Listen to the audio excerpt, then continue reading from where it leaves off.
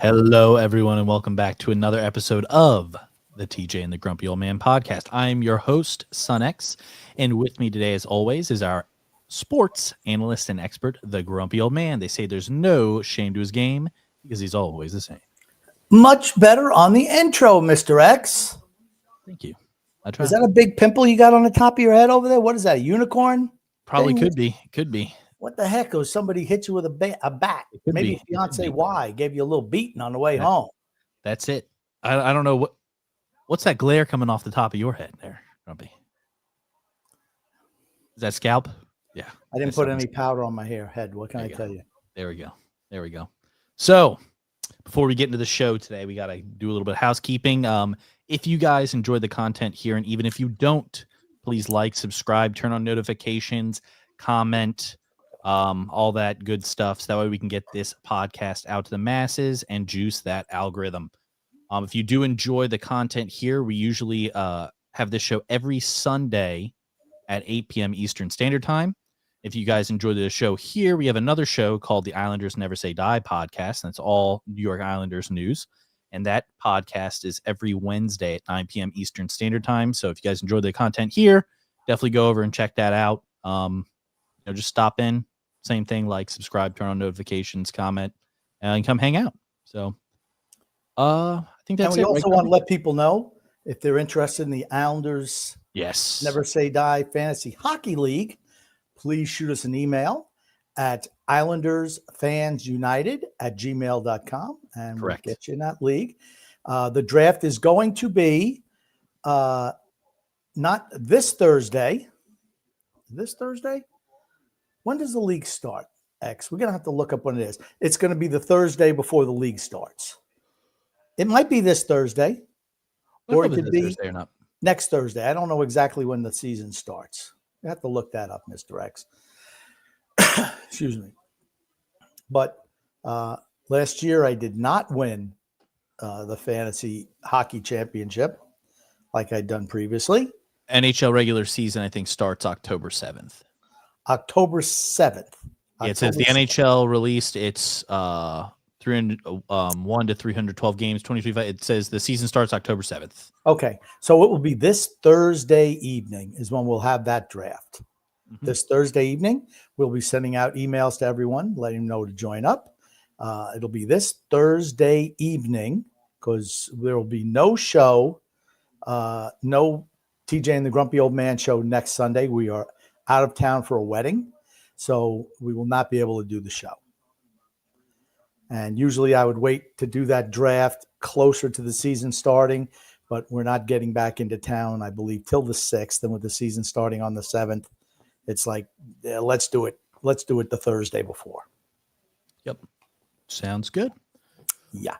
So, Grumpy, do you want to get in the comments first, or do you want to go over some content first? You could touch on a couple of comments. Let's see what we got here. JP says, in your opinions, after this last week in the NFL, who's the best? I'm going to say right now the two best teams, Buffalo in the AFC, Philadelphia in the NFC. That's what I would agree with you there. I think that Buffalo and Philadelphia both, not that they just play well enough to win, but I think they're just so much better that they're not trying. They're just managing things right now.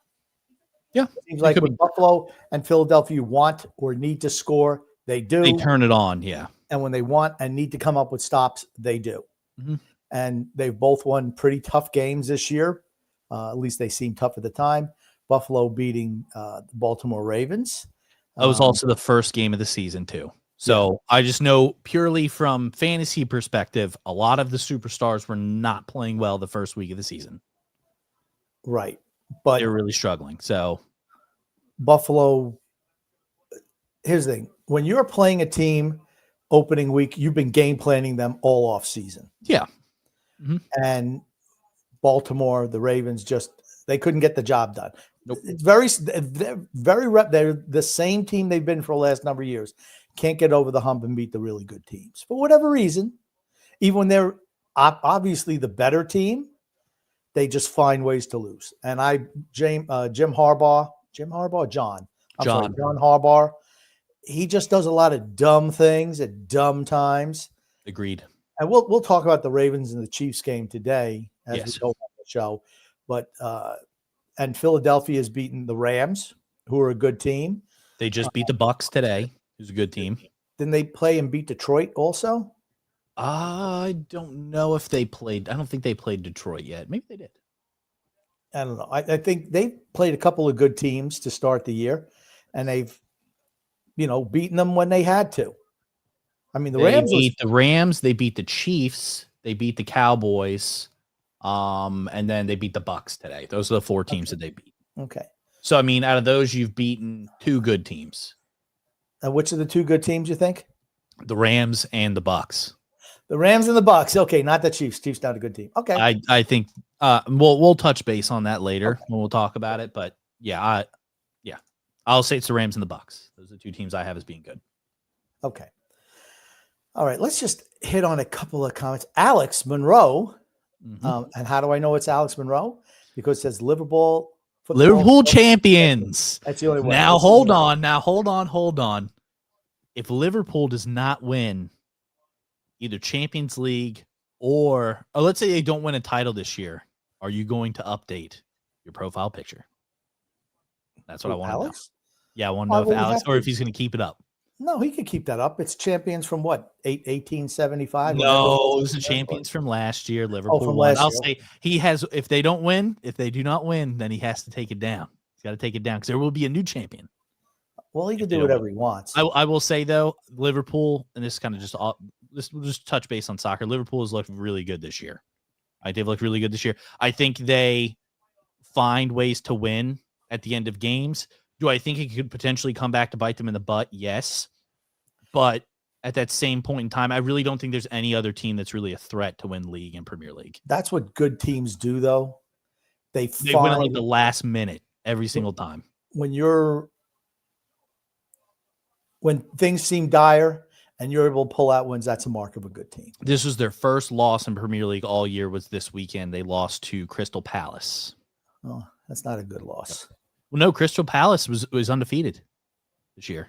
Okay, at the end of the year, I'd be surprised if Crystal Palace. Yeah, I don't know. They could be. I mean, was it a home game or road game? It was a home game for Crystal Palace. That's a bit. Oh, it was a home game for Crystal Palace. Okay. Yes, it was not a home game for Liverpool. Okay. Well, we'll see what happens. You still expect Liverpool, the defending champions, to win league, probably, yeah, to beat Crystal Palace. Would you not? I mean, Crystal Palace is good. I mean, they won. What was it? They won FA. I think it was FA Cup last year. I mean, they're not a bad team. They won a trophy last year. You would still expect Liverpool to beat them. Sure. Okay. Yeah. I mean, just based off of talent of each team, especially the fact Crystal Palace lost their number 1 player last year in Eze, who transferred to Arsenal. Yeah, you would expect them to probably beat Crystal Palace. And you're not going to. Here's the thing: you're not going to see. Liverpool's going to get everybody's best shot. Oh yeah. Defending champs, they're absolutely are. They're going to get the Real Madrid treatment. Okay. Yep. Did you read Alex's comment? I have not read the comment. Okay. Let's not overreact. Things aren't as good as they seem, and things aren't as bad as they seem. Penn State and Georgia still have a shot at the college football playoffs. Ravens defense injuries mounting up. When healthy, they're good. Okay, there's a lot in that comment. I'll tackle the first things first. It's true, things are never as good as they seem or as bad as they seem. That's true. Mm-hmm. Penn State and Georgia. Everyone knows I've been on the Drew Aller bandwagon since last year. I'm going to tell you what. They are not going to win the college football playoffs. He played really, really well in the fourth quarter. He is skittish in the pocket. He seems like he gets not flustered, but a little nervous when things are tight at the end of the first half. Just keep calm. One of the best things you can do as a quarterback, you have to keep your head about you. I don't think he does that. He reminds me very much so of Kerry Collins. You can win with a Drew Aller. I don't know if you win a Super Bowl, but you could certainly win with Drew Aller in the league. But he's not going to elevate everyone on that team.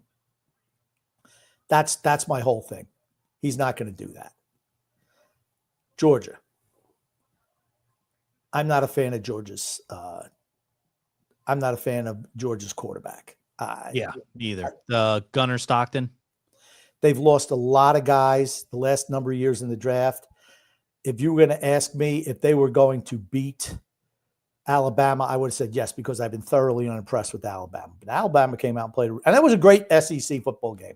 Let's be honest, right? It was a really good game. Really good great game. SEC football. Both the Oregon Penn State game was great, and that game was great. Yes, I was bouncing back and forth all night long. I just think the college football players is up in the air. I don't think Ohio State's that great. I don't think Texas is that great. Oregon's pretty good. Oklahoma's pretty good. Is the Mateer kid going to come back?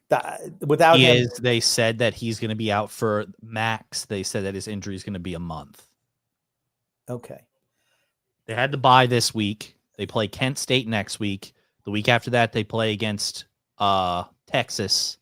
Then they have South Carolina and Ole Miss. Hopefully, it would be a month and a day for when they'd be playing that Ole Miss game. They're going to need him for Ole Miss. Yeah. Ole Miss is good.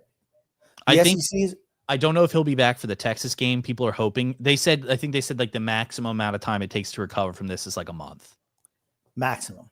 Okay. That's what everybody's saying. They said the longest that it would be is like a month that he's out. Is this his throwing hand? That's right. I don't know if it's his throwing hand or not. Okay. I don't know if it's throwing hand or not. Maybe we could find out, because that's kind of important. If it's his throwing hand, I think the month thing is going to be an issue. If it's not, it won't. I think he'll be ready to go against Texas. I think they need him to beat Texas. I don't think Texas is great. Oklahoma's defense is really good, but the Mateer kid is a difference maker. The Hawkins kid who they're going to put in, I don't think is great. I don't think he was great last year. He played one good game against Auburn. That was it. Okay. That was the best game he played last year was against Auburn. And it says, yes, that it was his right throwing hand. Yeah. So he did have surgery on his right hand, which is his throwing hand. Okay. So that's I don't think he'll be ready for Texas. I don't think he'll be ready for Texas either. I think the hopes are that he'll be back for that Ole Miss game, though. Okay. You can still make the playoffs, because right now Oklahoma's 5th in the country. Correct. You can still make the playoffs with one loss, but not more than one. I just don't. They can. If they win the SEC championship, they will make the playoffs regardless. It's just, and teams, we talked about it 100 times. These teams knock each other off. I just think you're going to want to beat Texas in that game. It gives you a one-game kind of leeway. If you're an SEC team, their schedule down towards the end is going to be tough. They play a lot of really good teams. Okay. Oklahoma does. Well, you want to be racking up wins to start the year. That's what you want to do. All you got to do is what? Make the top 12 teams? Is that it? Yeah, you have to be in the top 12. Yes. So they got Kent State, Texas, South Carolina, Ole Miss, who's number 4. That's October 25th.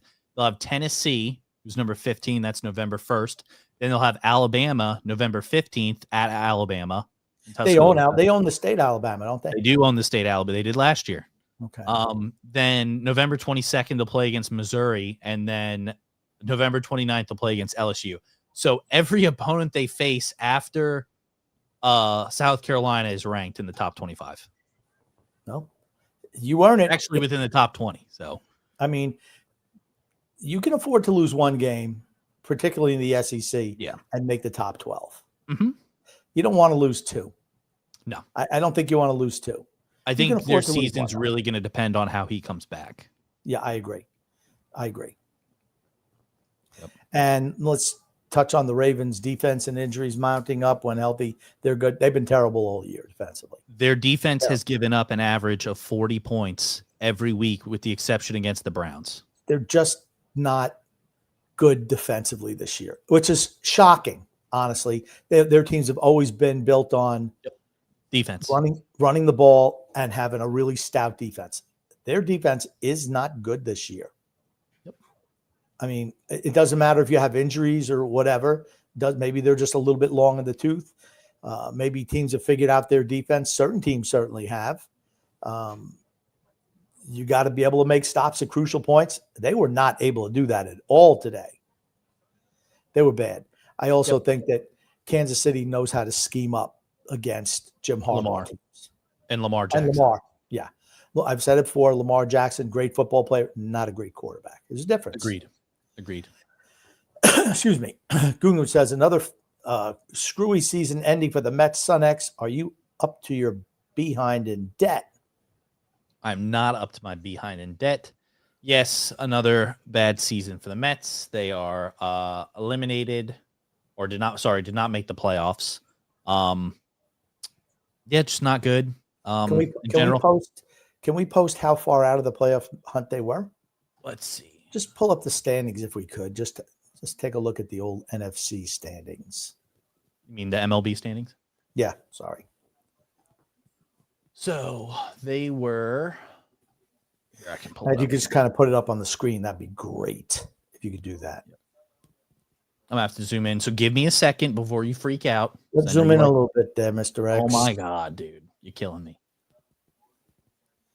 Okay, do we have something that shows wild card or anything like that? No, I just pulled up the MLB standings. So hold on. I mean, because I know ESPN has a thing, wild card and all that other stuff. And I'm just interested what the record for the Mets down the stretch was. Is it surprising that the Mets didn't make the playoffs? Not to me, it's not. So this is what we had. So the NL leaders were Milwaukee, the Phillies, and then the Dodgers. The NL wild card was the Cubs, the Padres, and then the Cincinnati Reds. And then the Mets were tied. Yep. The Mets were tied. And here's the thing. All they had to do was win their last game of the year, and they would have made the playoffs. They couldn't do it. Yep. And they couldn't do it. Yep. I mean, what was their record down the stretch? Do you know? I mean, I'm just wondering, just like the last 10 games between them and the Reds. I mean, because that's who it came down to, really. It was those two teams. The Mets were. No, I do not know what their last 10 games were. Well, they showed the last 10. If you just Cincinnati was 7-3, the Mets were 5-5. 5-5, so, yeah, and 7-3. So the Reds were winning, the Mets were not. Yeah. Good teams win down the stretch. Scroll up and see Toronto and the Yankees. You have Toronto 9-1 for the Yankees, and then Toronto. The last 5 games were 5-5. Now Toronto had some wiggle room, and they wound up being tied with the Yankees. They had the tiebreaker, but the Yankees came on down the stretch. Yep. Look at the other teams. Look at the other teams that came on down the stretch. You had Seattle, the Mariners, the Guardians, the Red Sox. I mean, and then Detroit's fallen off the planet. They just hung on to beat out Houston. Yep. I know that the playoffs start this Tuesday. Cleveland against Detroit. I'm picking Cleveland in that series. Boston is against is it Boston and the Yankees? Hold on one second. Give me 1 second. I can pull it up for you. I think it's Boston, the Yankees. Yeah, just pull it up. We might as well just talk about it. Now we're going to talk about it anyway. So we might as well just talk about it. And then I'll go through our baseball stuff. Then we can get back to comments later. Yeah. Let me get rid of this real quick.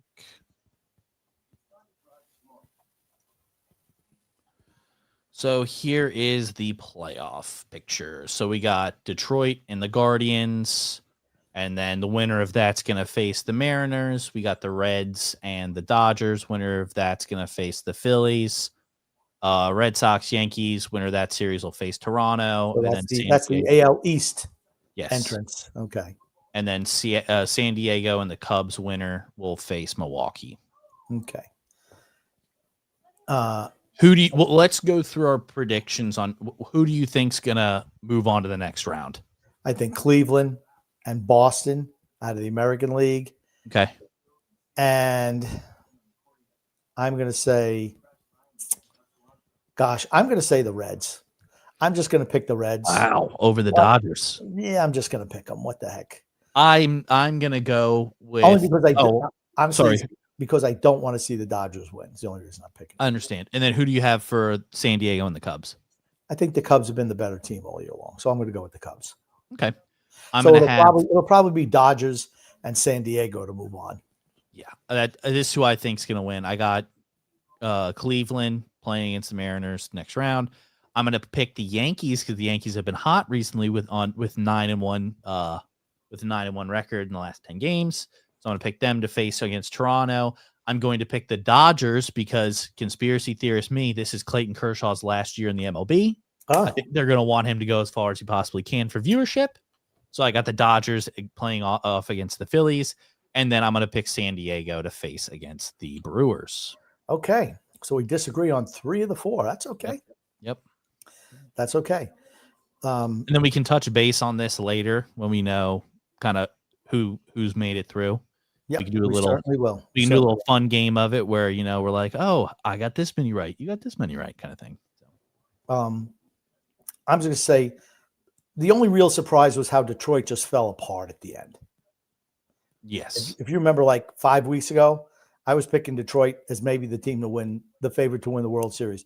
They're just not going to. They've absolutely collapsed. I know you did. I know you did. I know you picked them to win. And then here we can go ahead and show this video here. It says, and the Mets' agonizing 3.5-month slow motion collapse is complete.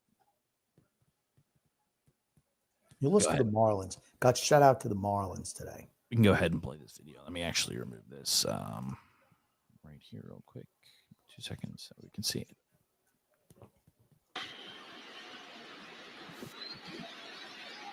Third baseman Paulie playing it on the grass against Lindor. Don't know why. And he pulls one on the ground. A chance for 2. To second one. Back to first. And the Mets' agonizing 3.5-month slow motion collapse is complete. Wow. I did not realize that's what the announcer said. Yes. Yikes. I hope he has a job next year. Probably won't. They've been up and down, schizophrenic. It is unfathomable that this collection of talent winds up outside of an expanded playoff system. Agreed. After having the best record in baseball for the first 2.5 months of the season, everything goes wrong over the last 3.5 months, and the Mets find themselves on the outside looking in. Yikes. Yikes. Exactly. Yikes. Your announcer saying that. Yeah. I mean, but right. He's not wrong. No, he's not. I'm just stunned that their own home team announcer said that. Players about as stunned as the fans. I think a lot of the players felt as though this day would never come, that they'd be able to turn it on at some point and not have to endure this. Maybe next year. But they weren't able to do that. One positive, they'll be on vacation early. True. Pete Alonso's a free agent after this year. Yeah, I was okay. I'll show that later. Well, we can talk about that right after this. We can talk about that. Sorry, Ron. I didn't, that in 2007, 2008, we don't have to remind Met fans that have done this. They took 2 out of 3 here. The Mets took the series. They're in. They didn't do it. So the Marlins once again do the Mets in, and this has got to be just so heartbreaking and disappointing for the players. But they didn't get it done. 2007, 2008, 2025. The Mets get brilliant pitching in game number 161 to put themselves in position, but are unable to seal the deal in the final day of the season and fall to the Marlins, who knocked them out of the postseason yet again. Yikes. Yeah, bad. Very bad. I agree.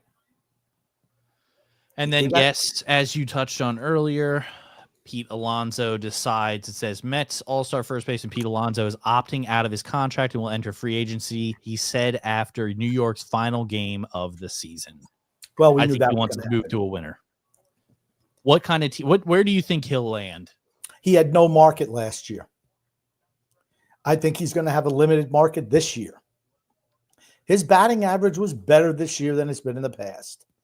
The power numbers are still there, but the truth is he's a one-dimensional player, a first baseman who's just an average fielder, and he's in his 30s. Guys like that are no longer getting huge contracts. They're just not. Runs, though. I mean, Would it surprise me if he's back with the Mets? No. He's hoping to cash in again. Yeah, He's I don't hoping. blame him. Don't know if he will. We will have to see. But we can talk about that all off season. Yeah. Yeah. I did want to pull this up, Grumpy, and get your thoughts on this. This is just something kind of fun here. Which decade of wide receivers was the best for the NFL? Okay. 1990s, Jerry Rice, arguably the best wide receiver of all time. Agreed. Michael Irvin was good. I think he gets more credit than Because he played for that Cowboys team. And they won 3 Super Bowls. Yep, agreed. Tim Brown was really, really good. Chris Carter was good too. 2000s, Randy Moss, outstanding Hall of Famer. Terrell Owens. Very good. Marvin Harrison Jr. Senior. I'm sorry, senior. If you said junior, you're like, he's certainly not junior. Played with Peyton Manning all those years. In the Dome, great player, Hall of Famer. Torrey Holt, is he in the Hall of Fame? I'm not quite sure. I don't know if let me look it up. But he was on the greatest show on turf team. Yep, very good. 2010s, Calvin Johnson played short term, 9 years and quit. He's not in the Pro Football Hall of Fame currently. Okay. Julio Jones, good really wide receiver. Really good player. Larry Fitzgerald, potential Hall of Famer, certainly when he's done. And Antonio Brown before going crazy. And the 220s, Justin Jefferson. It's too early to judge the 2020s. But right now, Jefferson, Jamar Chase, Devontae Adams, Tyreek Hill. Here's what I'm going to say. And I think you're going to agree with my stance on this. I think that the kids in the 2020s are going to put up better stats than anybody else, only because the game is so much different now than what it used to be. It's about 75% passing, 25% rushing. Agreed. Where it was about 50-50 back in those other decades. It was not 50-50 back in the 1990s. Okay, in the 2000s to 2010s, it was about 50-50. From 2000 to 2010, I would say 2010 was where it started to shift a little bit. In the 2010s, I agree. Yeah, where it started to shift to more passing. But, I mean, 2020s, it's about 75% passing now. Yeah, I agree. The game is all about passing now. Less and less about rushing the ball. Less and less about ball control. It's just different and not for the better, in my opinion. Agreed. But that's what the league wants. The league wants track meets. They want every game coming down to the last drive. That's what they want. That's what the league wants. And they're getting their way. Yep. It doesn't matter. As long as you have a good finish, it doesn't matter what you see the rest of the game. Cinematic finish. It's on it. You know my thoughts on it. But. Yeah, I know. We do. So what decade are you talking about? It's too early to guess on the 2020s. Here's my thing with actual talented wide receivers. And what I'm talking about is I would say probably the 2000s is the best. That's why it was the best for me. I was going to say the 2010s. Yeah, I could see where you're coming. I mean, Randy Moss was great. Terrell Owens was great. Okay, I'm saying put the 2000s in the 2020s where pretty much wide receivers can do whatever they want now and don't get hit hard at all. I mean, you got to think about the time period in the 1990s and the 2000s. Wide receivers had no protection. They get steamrolled and hammered. Yeah. With no flags thrown. Okay. Bottom line, I don't think you go wrong with any of these wide receiver rooms, to be honest with you. I agree with that. But yeah. I'd say, in my opinion, the 2000s is the best for me. I'd say that's the best. I think Randy Moss is great. I think Terrell Owens was really good. I thought Torrey Holt was really good, and same with Marvin Harrison Sr. And maybe that's because that's like, I first started watching was then. So maybe I'm a little biased towards that, but I don't know. The 2010s is really good too. Julio Jones was good. Larry Fitzgerald always caught everything. I think doesn't he have the most receptions in the NFL? No, I don't think he holds any of the big records. Okay. Antonio Brown was really good before, that Vontaze really perfect hit. And then Calvin Johnson was great. Just injuries, ankle injuries killed his career. But Hall of Famer. Yeah. Yeah. I don't know. I still got the 2000s, and I don't know if maybe I guess I'm just biased, but I think the 2000s is the best. I think if you put those guys in today's game, they'd probably average like 1,500 receiving yards a year. Yeah, I don't know. I think they would. Randy Moss would absolutely kill any cornerbacks in today's game back if he played now, if he was in his prime. Okay. Same thing with Terrell Owens. I think Terrell Owens would kill everybody. Remember, back then you could hang and grab on people. You can't do that anymore. You know who would kill the most would be his quarterback because he'd be ripping him if he's not getting the ball enough. He was a bad teammate. Terrell Owens was a bad teammate. I don't care. He was good. And the thing is, guess what? He would be getting the ball enough because all they do is pass now. They don't have to worry about that. Well, if you threw to somebody else, he didn't like that. He's a bad teammate. He's a bad teammate. I don't think you can argue that he wasn't a good wide receiver, though. I didn't say that. I said he was a bad teammate. This isn't talking about teammates. It's talking about wide receiver play. Well, you got to win too. If you look at these numbers, I think you're just talking about stats. What's one thing you notice about all these wide receivers? With the exception of the 1990s, not winners. Randy Moss has won a Super. No, Randy Moss didn't win a Super. Randy Moss never won a Super Bowl. Torrey Holt did. Torrey Holt did, and Marvin Harrison Sr. did, I believe. Terrell Owens won. Who? Terrell Owens won, did he not? No. Oh, okay. Maybe I was thinking that Eagles team won. And then you look at the 2010s. Antonio Brown won one, actually two. He was a not a starter, second third string wide receiver with Tampa, and then he won at Tampa. But the other three did not. And the 2020 Tyreek Hill was one. Tyreek Hill. Yeah, that's it. And then you look at the 1990s. Rice won. Irvin won. I don't think Chris Carter won, and I don't think Tim Brown won. Well, let me ask you a question. Why do you think nobody really won during this time period from the 2000 to 2010s? Because you don't win games based on wide receivers. I don't think that's the case at all. I do. I think they didn't win because one player was playing during that time period. Put up flashy numbers. I don't think they won because one person was playing during that time period and they weren't on his team. Oh, well, the people's champion. You notice none of his guys are up there. Why? Well, because he didn't have any good wide receivers. That's very true. Well, I guess you could say Randy Moss was there for what, 2-3 years? 2.5 years. 2.5 years. And then Antonio Brown was physically there, but not mentally there. 1 year. He was there 1 year. Yeah, agreed. Well, actually, one in who knows how many games the next year before he imploded. And that was the last you've seen of Antonio Brown on a football field. Yep. All right. Let's get back to some more comments, Grimpy. Okay. We hooping on the Ravens. Lamar drops the That is Derek, by the way. Oh, Mr. D from Bayou Bay. He's the guy who's always carrying water for Patrick Mahomes. Is he not, X? That's right. He's the water boy. Mr. B. I'm not going to comment on his sexual proclivity like they did in The Water Boy. Flacco was 5-4 against Brady in his career, FYI. Yeah, the Ravens are way better teams back then. Way better than they are now. Sorry. There's no comparison between the Ravens of the 2010s, the 2000s and 2010s than the Ravens team now. Oh my God, yeah, no. That Ravens defense, honestly, Mahomes would probably be in a stretcher if he had to play against that defense. Yeah. First off, Ray Lewis would have ended his career.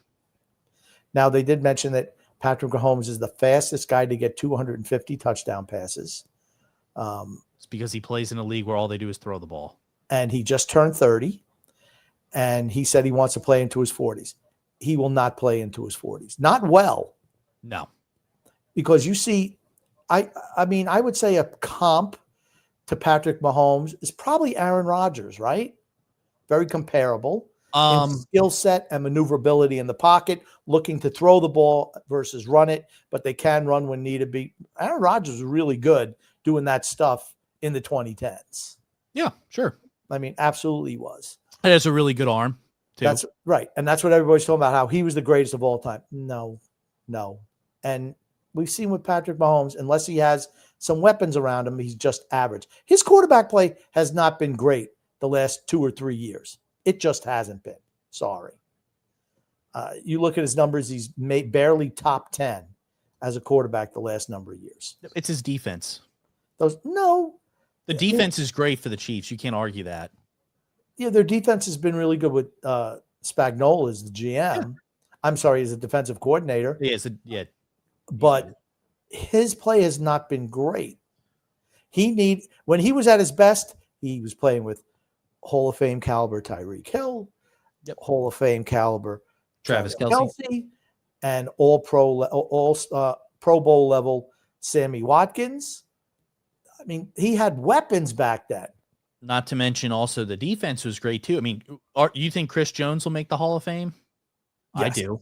Yes. I do. Chris Jones is still playing at a very high level at his age. Yeah. Tyrann Mathieu is going to Tyrann Mathieu is a possibility to make the Hall of Fame. I always thought he's overrated.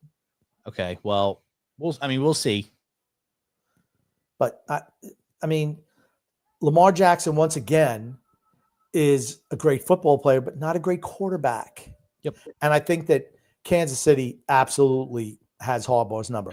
It's like, and I'm not saying that they always beat them or anything like that. The game's going, just like Brady owned this and the Patriots owned the Steelers during the 2000s and the 2010s. They owned them.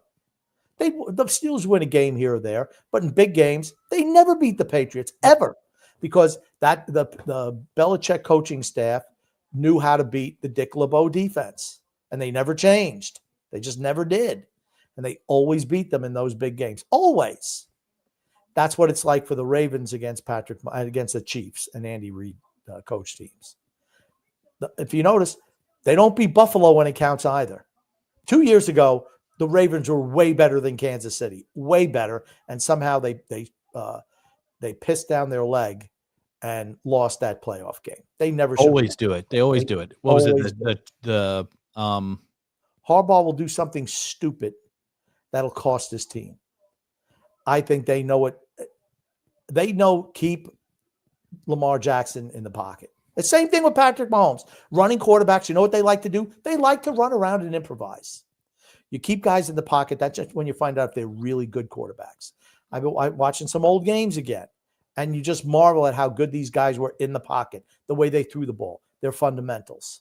Watching Caleb Williams today. I've never seen a guy with worse feet.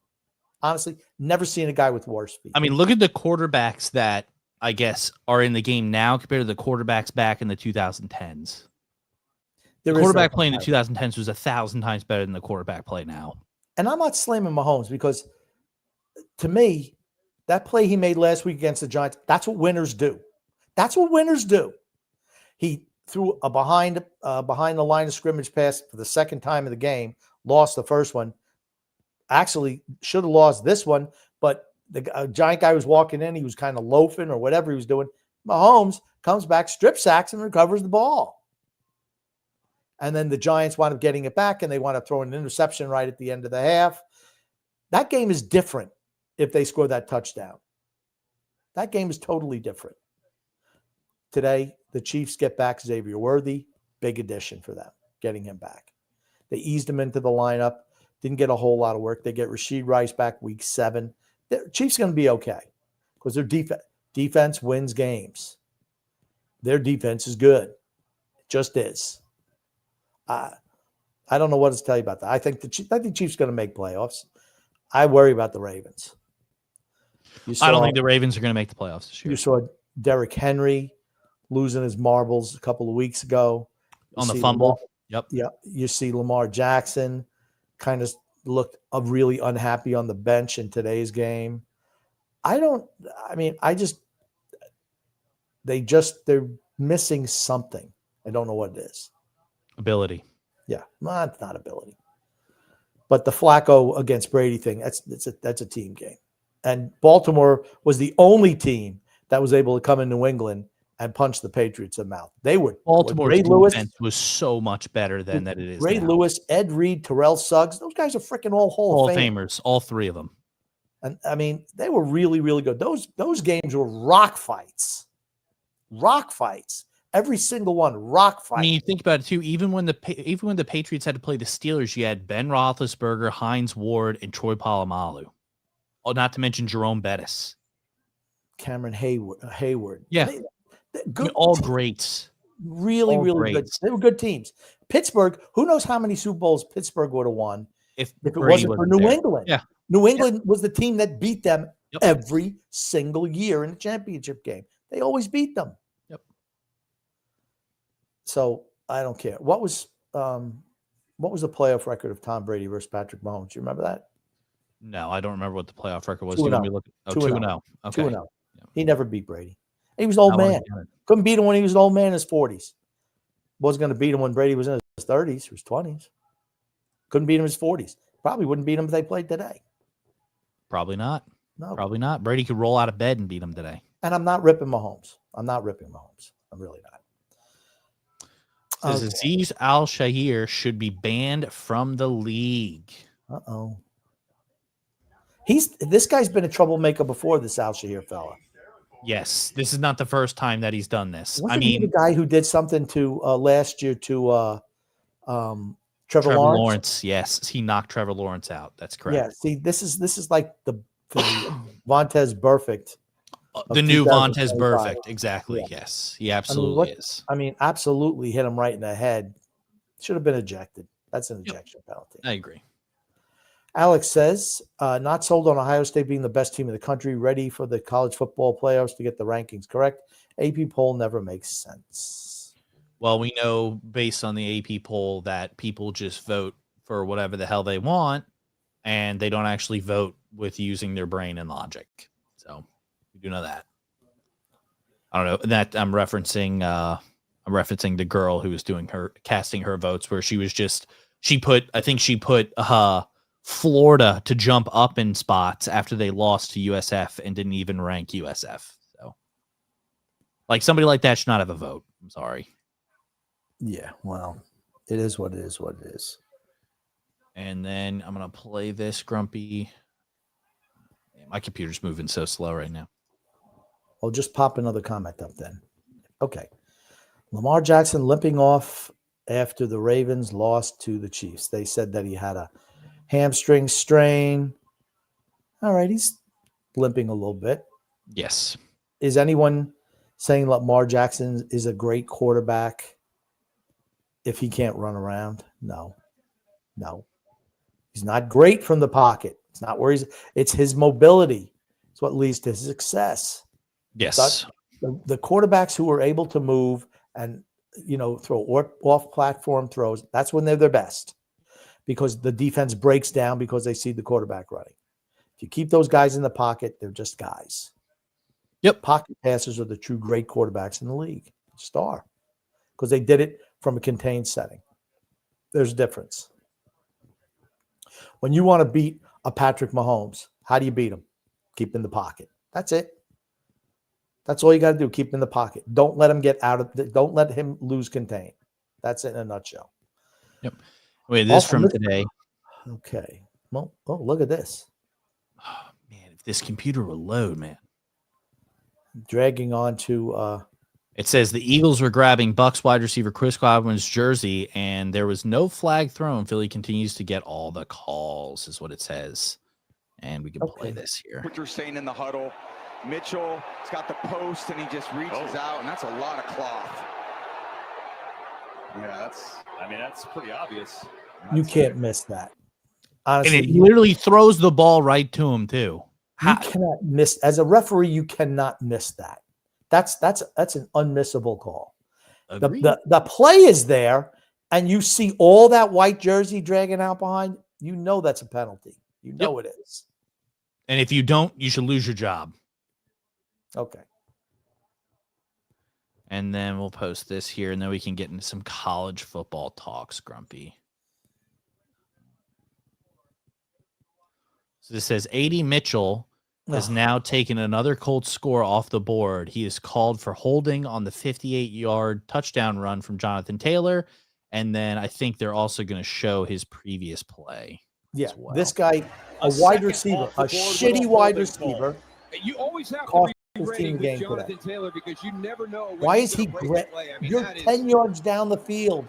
Why are you that is such grabbing an the wide? easy Why are you call. grabbing It's your gonna be right where cornerback? the run is. I thought maybe it was going to be late in that run, and Adonai You Mitchell was don't adjusting touch because that he wasn't guy. in position, but that was from the. Okay, it only showed that one. He also had the play where he was celebrating walking to the end zone and fumbled the ball through the end zone. Again, What do you do with somebody like that? cut him? You cut him. Cut him. I'd say either cut or you sit. Yeah, One of the two. They're not going to cut him. He is I'd sit him. talented. I'd sit him. You just sit him. I mean, you You got to gotta learn. Yep. You got to learn. Can't be Dumb, doing that crap. You're costing mental- our team games. You cost mental- us the game today. Lazy mental mistakes is what they are. It's lazy. Lazy. Just lazy. I'm sorry. And the thing running in there, celebrating before you forget. How about just forgetting the celebration? How about that? How about scoring? I got no use for him. Yes, and then actually here was the let me pull this up real quick. Oh, come on.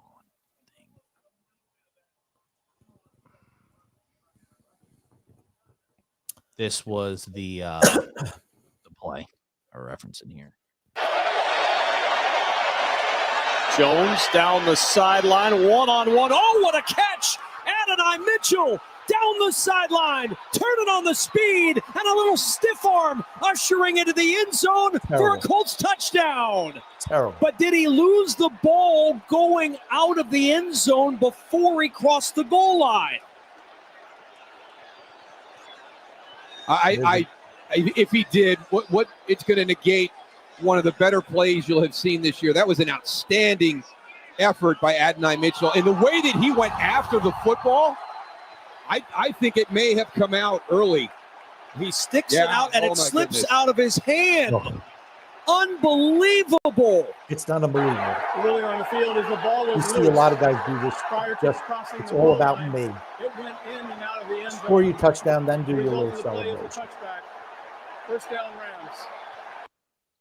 Yikes. It won't get the publicity of Leon Lett in the Super Bowl, running in a touchdown, holding the ball down after he recovered a fumble, and Don Beebe stripping him.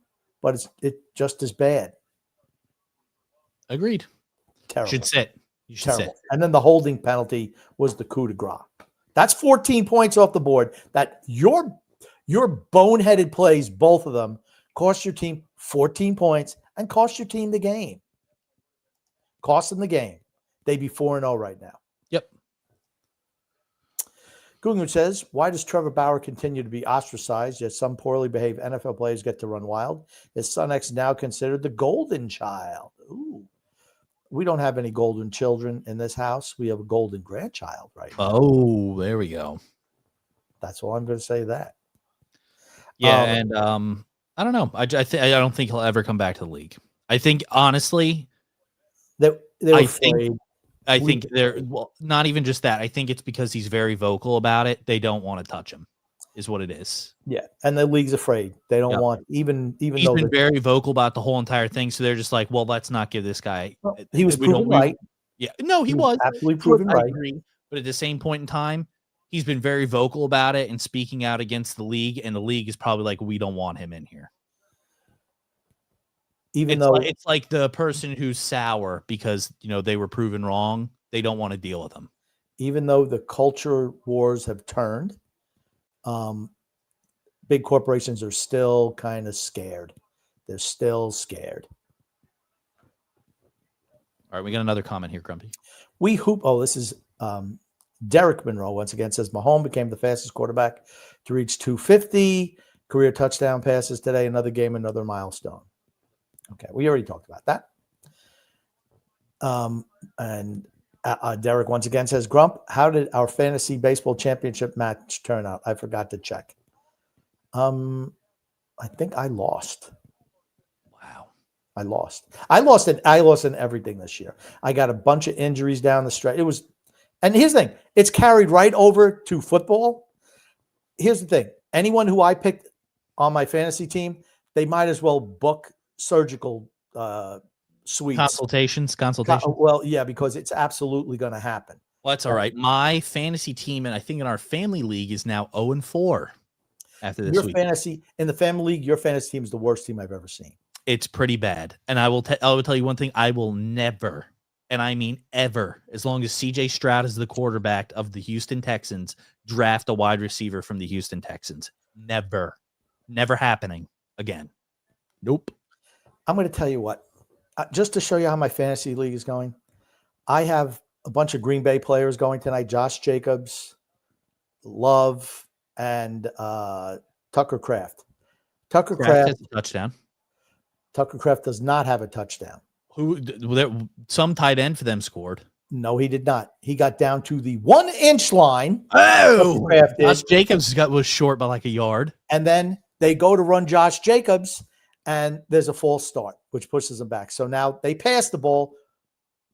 Romeo Dubes they just got a touchdown pass. Let's talk about the blocked field goals, seeing as another one just got blocked now. How many blocked field goals have we seen this year? All right, just let me finish.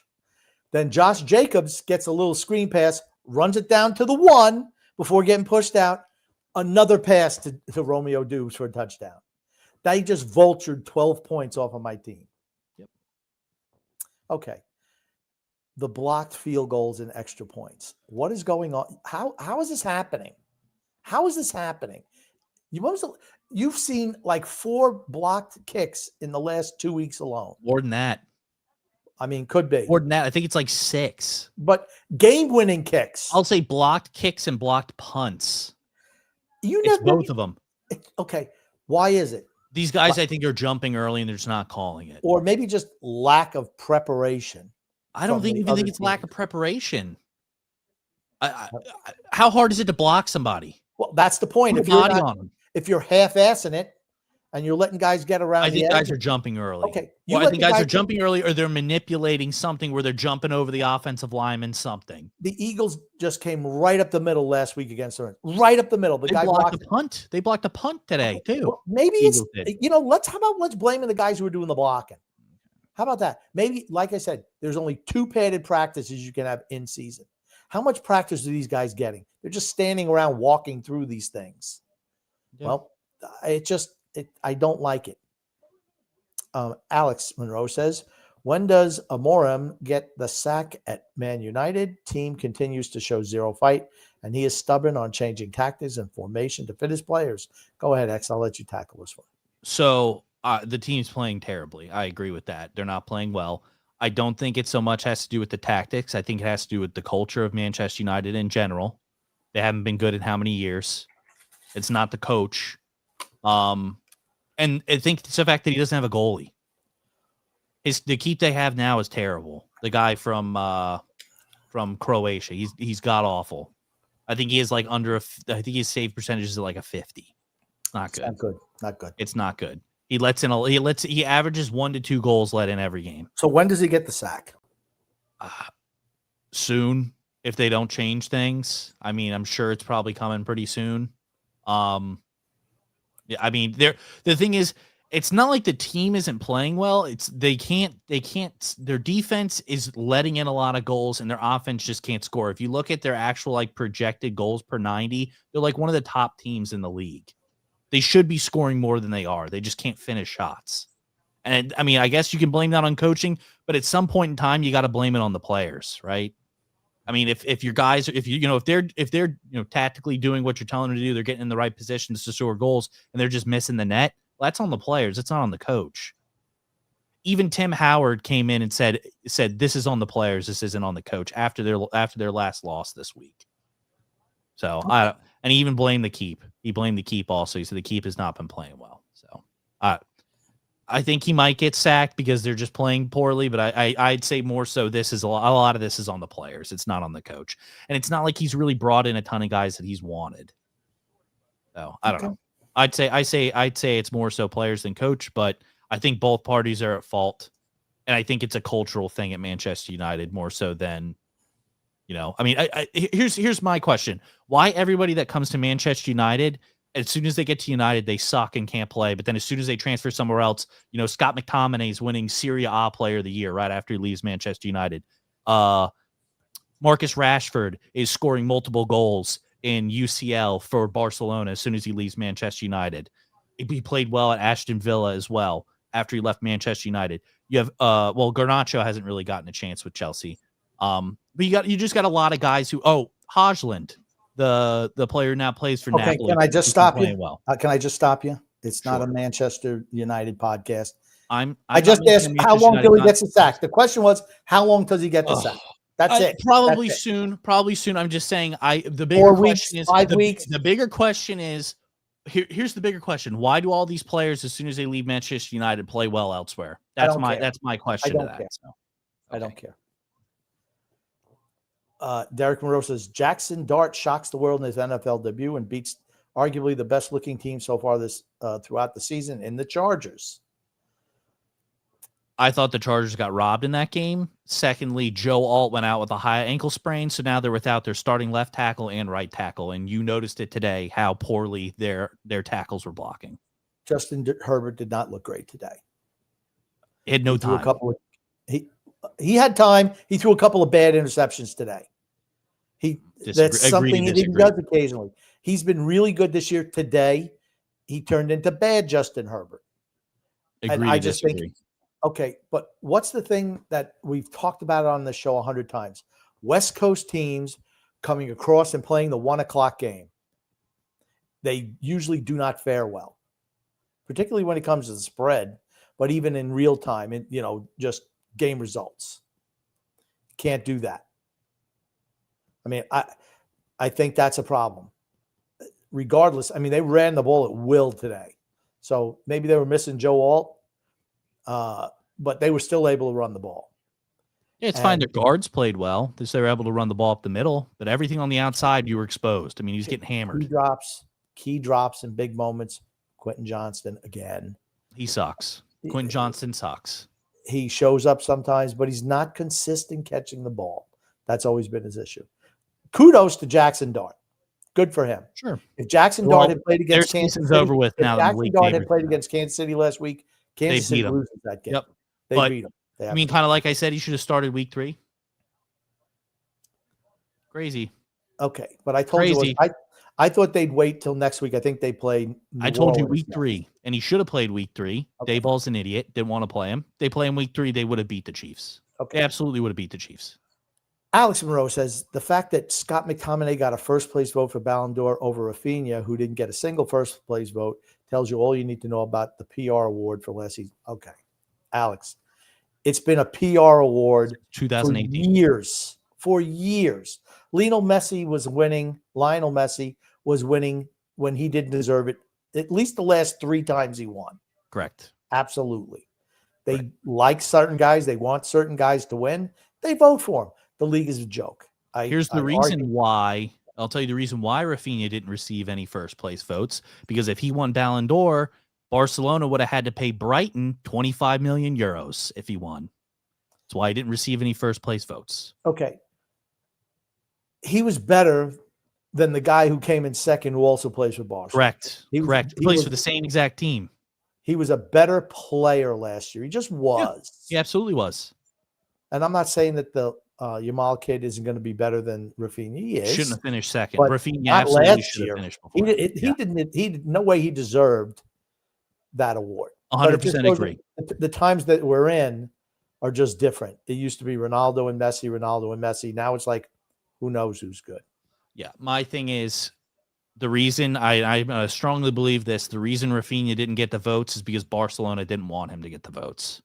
That's why if you saw him after the Ballon d'Or happened and Yamal did not win, Rafinha was behind him smiling. Okay. Not everything is for me, not everything. So you're going to tell me you think that a team that's close to bankruptcy every season is not saying, hey, we don't have the $25 million Euro funds to go ahead and send Brighton. We don't want this guy to win. I'm saying that everything's a conspiracy theory. Not everything. Okay. Next. Derek Monroe says Virginia stuns number 8, Florida State, an absolute stunner. And Charlotte, Alex, I'm sorry, Derek, I could tell you're a Chiefs fan when you use the word stun twice, like in 8 words.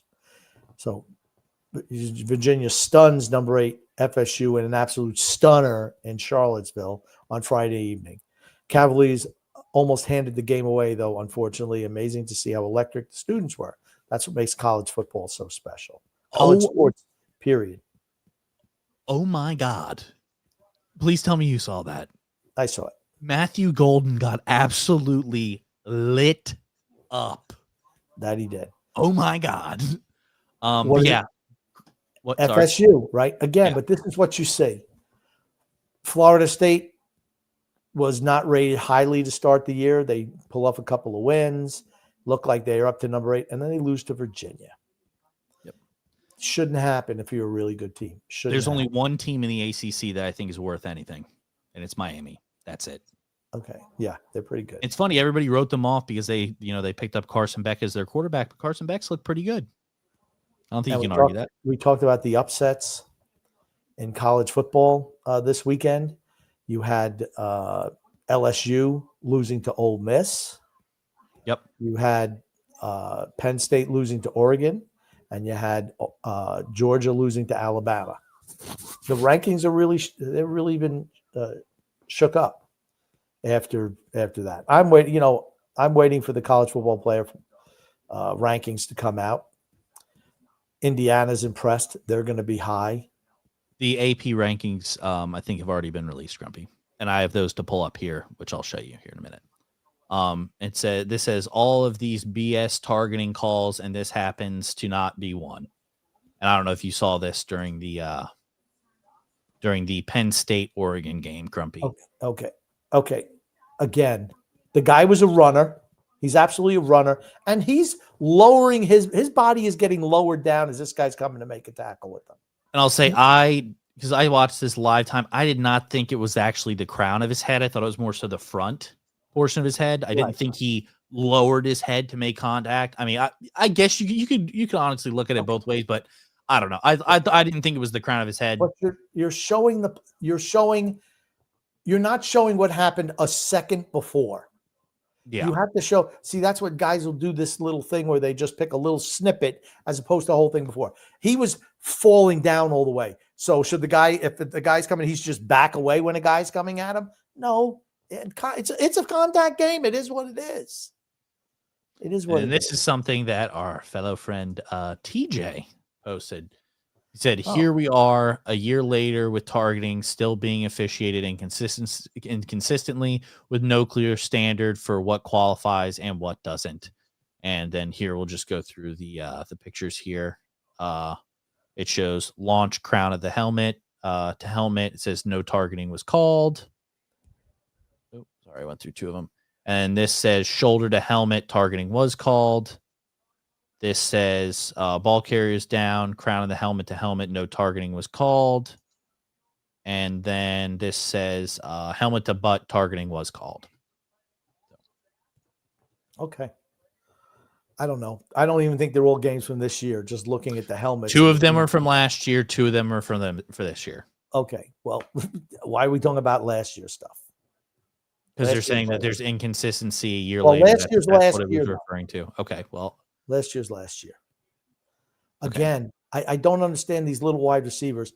They catch a ball on a screen and they go backwards and lose 10 yards. Dude, just get what you can. Just sit. Ride the bench. Learn.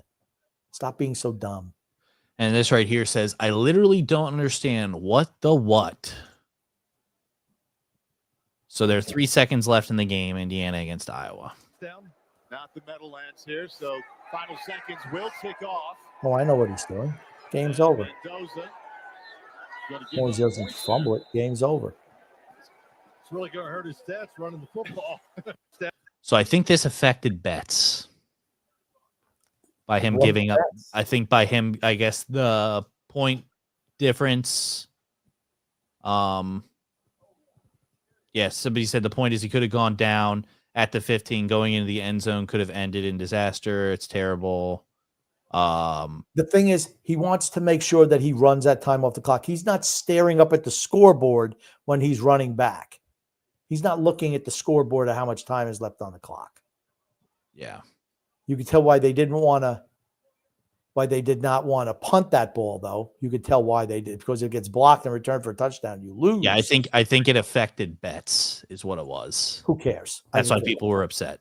Oh, well, too bad. Well, you know what? They're there to win games. Okay. Yeah, I mean, I guess, but I don't know. I don't care if it's hurt somebody's bet. Sorry. They're just trying to win games.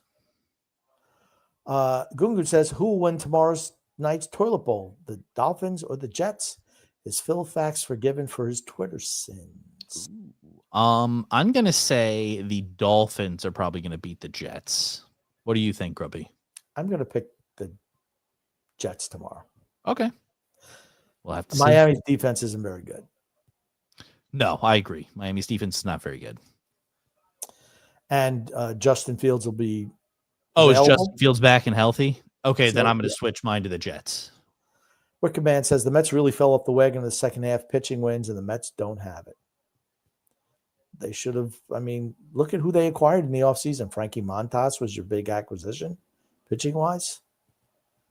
I mean, was what it was. I thought their pitching was pretty good this year, for the most part. And this says Okay. catch of the decade. Okay, when a Robert Morris defender Went back. defended back and went up making one of the best catches, obviously. Okay, let's see. I'll make a judge because I've seen some pretty good catches. Unbelievable.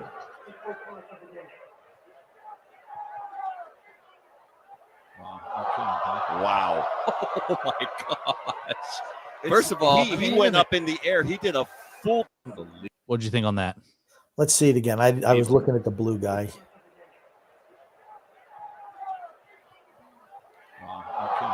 He's got the sticky gloves. Oh my God. He's That's a got hell of a catch, regardless. That's a hell of a why catch. do you think these guys are able to make these catches? Because it's like they have baseball mitts trying to catch baseballs out there.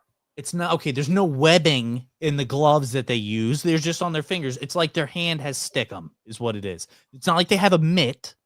You're wrong there. They don't have a mitt when they're It's making like catches. that. I said it's like that. But it's not. But those it's not, though. Those gloves are so sticky. They touch it and they adhere to it. They just do.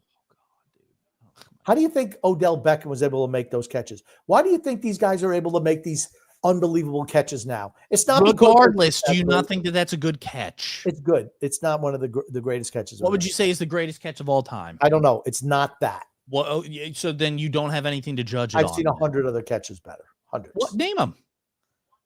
I don't need to. Oh, because you can't. Because you can't. It's okay. I've seen so many of these catches. Name that some. This doesn't stand out. Name There's some. nothing special about it. Name one. I have had a guy catching a ball and getting lit up and holding on to the ball. That's a Name better one. catch than that. Name one. I don't care. Let's move to the next thing. Okay. You're proven wrong. I'm not here to argue about something silly and stupid. It's like all right. that. You're Move just on. proven wrong. It's okay. Alex Monroe says, Grumpy, what is your take on there being a legit PR campaign for PSG Zambelli with paying off journalists for votes and misleading hype campaign for him to win the Ballon d'Or? There was not messy for years too. It's the there same was thing. okay. There was not a legit PR campaign. It was something that an intern did as just being stupid. Even the company that it came from said, "Yeah, this is just an intern who sent something out." I hate to tell you, Alex, not. This award has been a joke for a while. Since 2018. It has not been serious since 2018. It's been a joke. It absolutely Everybody knows it. Even Zinedine Zidane came out and said in 2018, he said this award has been a PR award since 2018. Yeah. Even Robert Lewandowski came out and said that the award is a PR award. How Robert Everybody knows. Lewandowski didn't win one year and they gave it to Messi is beyond my comprehension. Or when they gave it to Messi 2 years after he won the World Cup when he did nothing since. It's a joke. They give it to people they like. They want exposure. That's what they want. That's what they want. They want exposure. Correct. That's it. Everybody knows it's a PR award. And That's I don't why think it's you can lost argue. validity. I don't think you can argue that Dembele was he the best player in the world? I don't think he's the best player in the world, but he played for a winning team that won, correct. and played good in those championships. He was the best player on the team that won everything. That's showed why up he in won big the award. moments. He did. Yeah. He did. I don't think you can argue that. And this said, me off the tee box. I don't know if you saw this yesterday, Grumpy. Sounds like this is going to be a hookerino here. No. There it is. Did you see that? And it's funny. They lost by 3, didn't they? Alabama won. Oh, that's Alabama. You're right. That's Yes, Alabama. Alabama ended up winning that game. sorry. I just thought My it was funny. I thought the kick. I remember watching that real time. I was like, "Oh my god, this guy shanked this thing so bad." Yeah. It was real bad.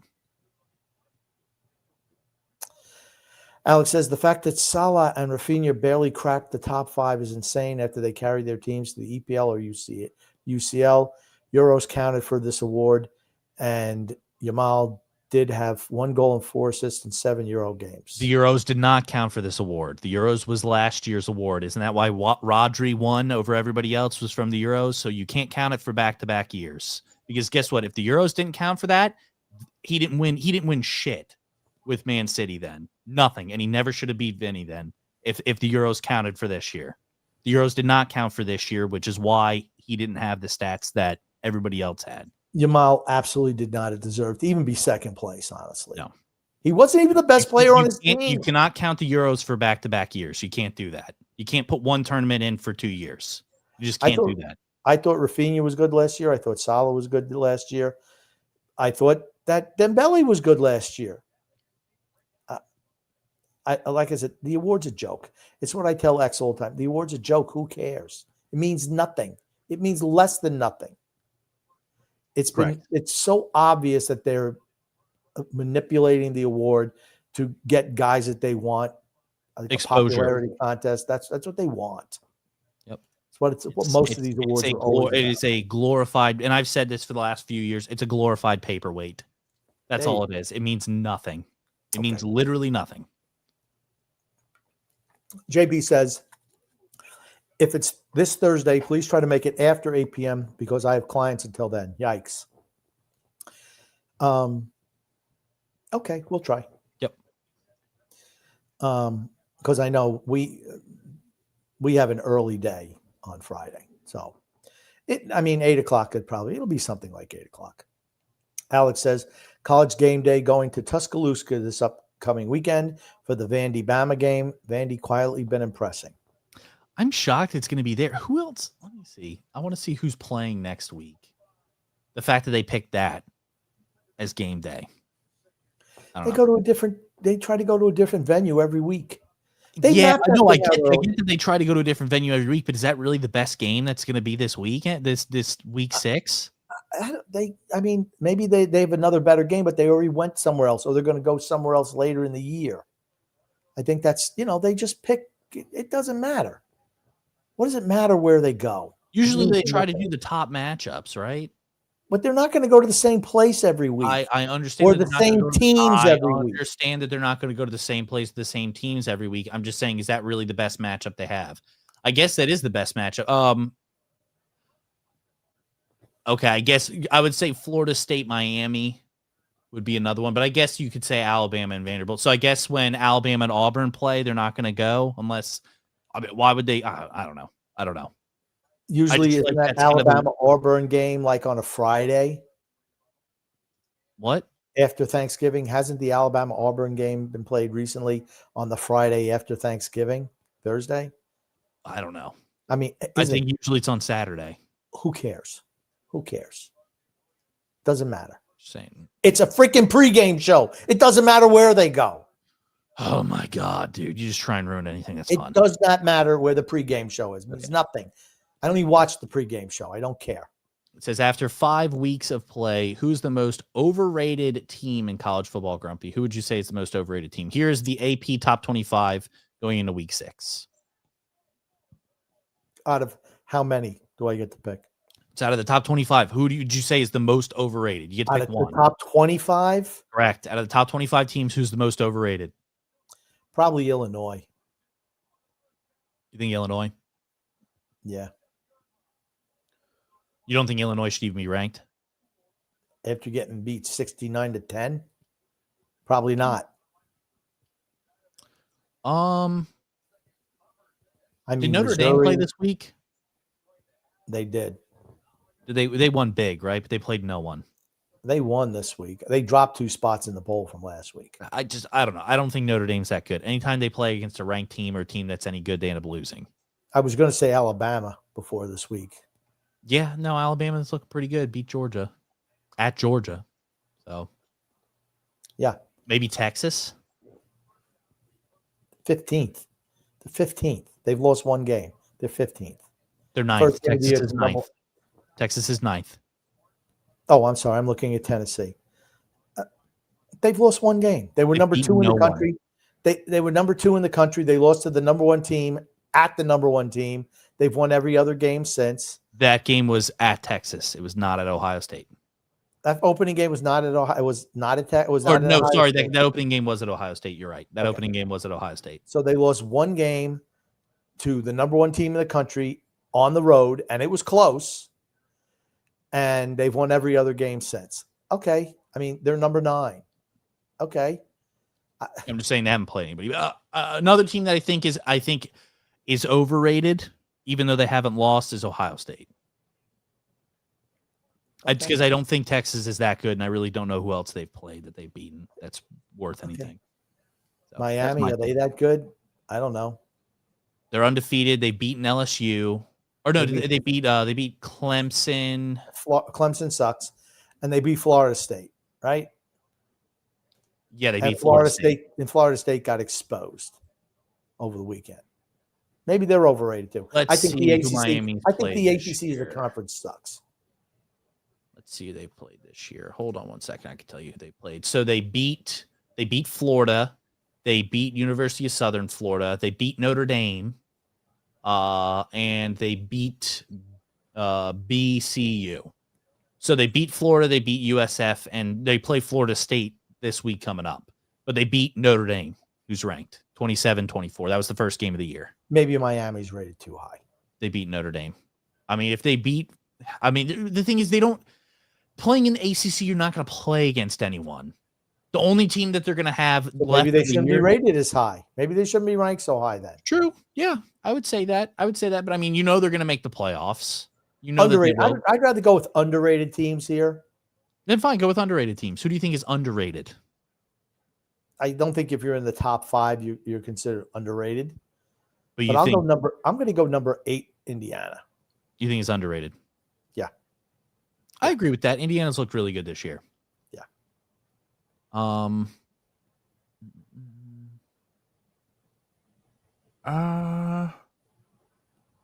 I don't know. Tennessee hasn't lost, have they? I don't think so. Not yet. I mean, at 15, I think that's a little disrespectful to have Georgia above them, who's lost. Same thing with Alabama. Georgia was number 3, right, last week? Yeah. Okay, but Alabama. They lose a game by a field goal, and you think they should drop to where? Against a team that's in the top 10. I think that Tennessee should jump them. Tennessee has not lost. How low? That's your same argument. That's your same argument with Ohio State. How low are you going to drop Georgia down to out of the rankings? Because I think the teams that are undefeated, who have beaten teams, should be above them. Who is Georgia beat? Anybody. Who is Georgia beat this year? I don't know. Who's Georgia beat? I don't know. Let's look it up. That's your job, is to have all that stuff at the ready. No problem. That's what I'm pulling up. They beat Tennessee. Oh, hold on. Let's see here. They lost to Alabama. They beat Tennessee the week before by Okay. So they should be ahead of Tennessee, right? That's just. I didn't think Tennessee had lost. That's my fault. I didn't think Tennessee had lost. Again, I didn't realize Tennessee had lost. I did not know that they had already played Tennessee. I didn't realize they played them last week. See, just speaking off the cuff without having any information. Sure. I got to look it all up. Texas Tech is probably overrated too. Let's see who number 11. See who Texas Tech has lost to. They're probably undefeated. If I was betting, I don't think a team like that is going to have one loss and be rated that high. They beat Utah this last week, 34-10. They beat Oregon State 45-14. They beat Kent State 62-14, and they beat AR Pine Bluff 67-7. They haven't played anybody. They have not played anybody. That's correct. And the first team that they'll play that's worth anything is going to be Arizona State on October 18th. And they're only going to play 2 ranked teams all year. Okay. So they're overrated, number 11. True. I agree. But they'll probably go undefeated this year. I bet they don't. I bet they lose a game somewhere along the way. Okay. Who else do you have on this list that you think is it doesn't matter. We spent too much time on this already. Let's move on to more comments. Alex says, Grump, were you aware that the 7th place Saudi team, Neom SC paying fake fans to come to games so optics didn't look that bad. French outlet L'Equipe reports that team has a French coach and Laka is the best player. I don't care.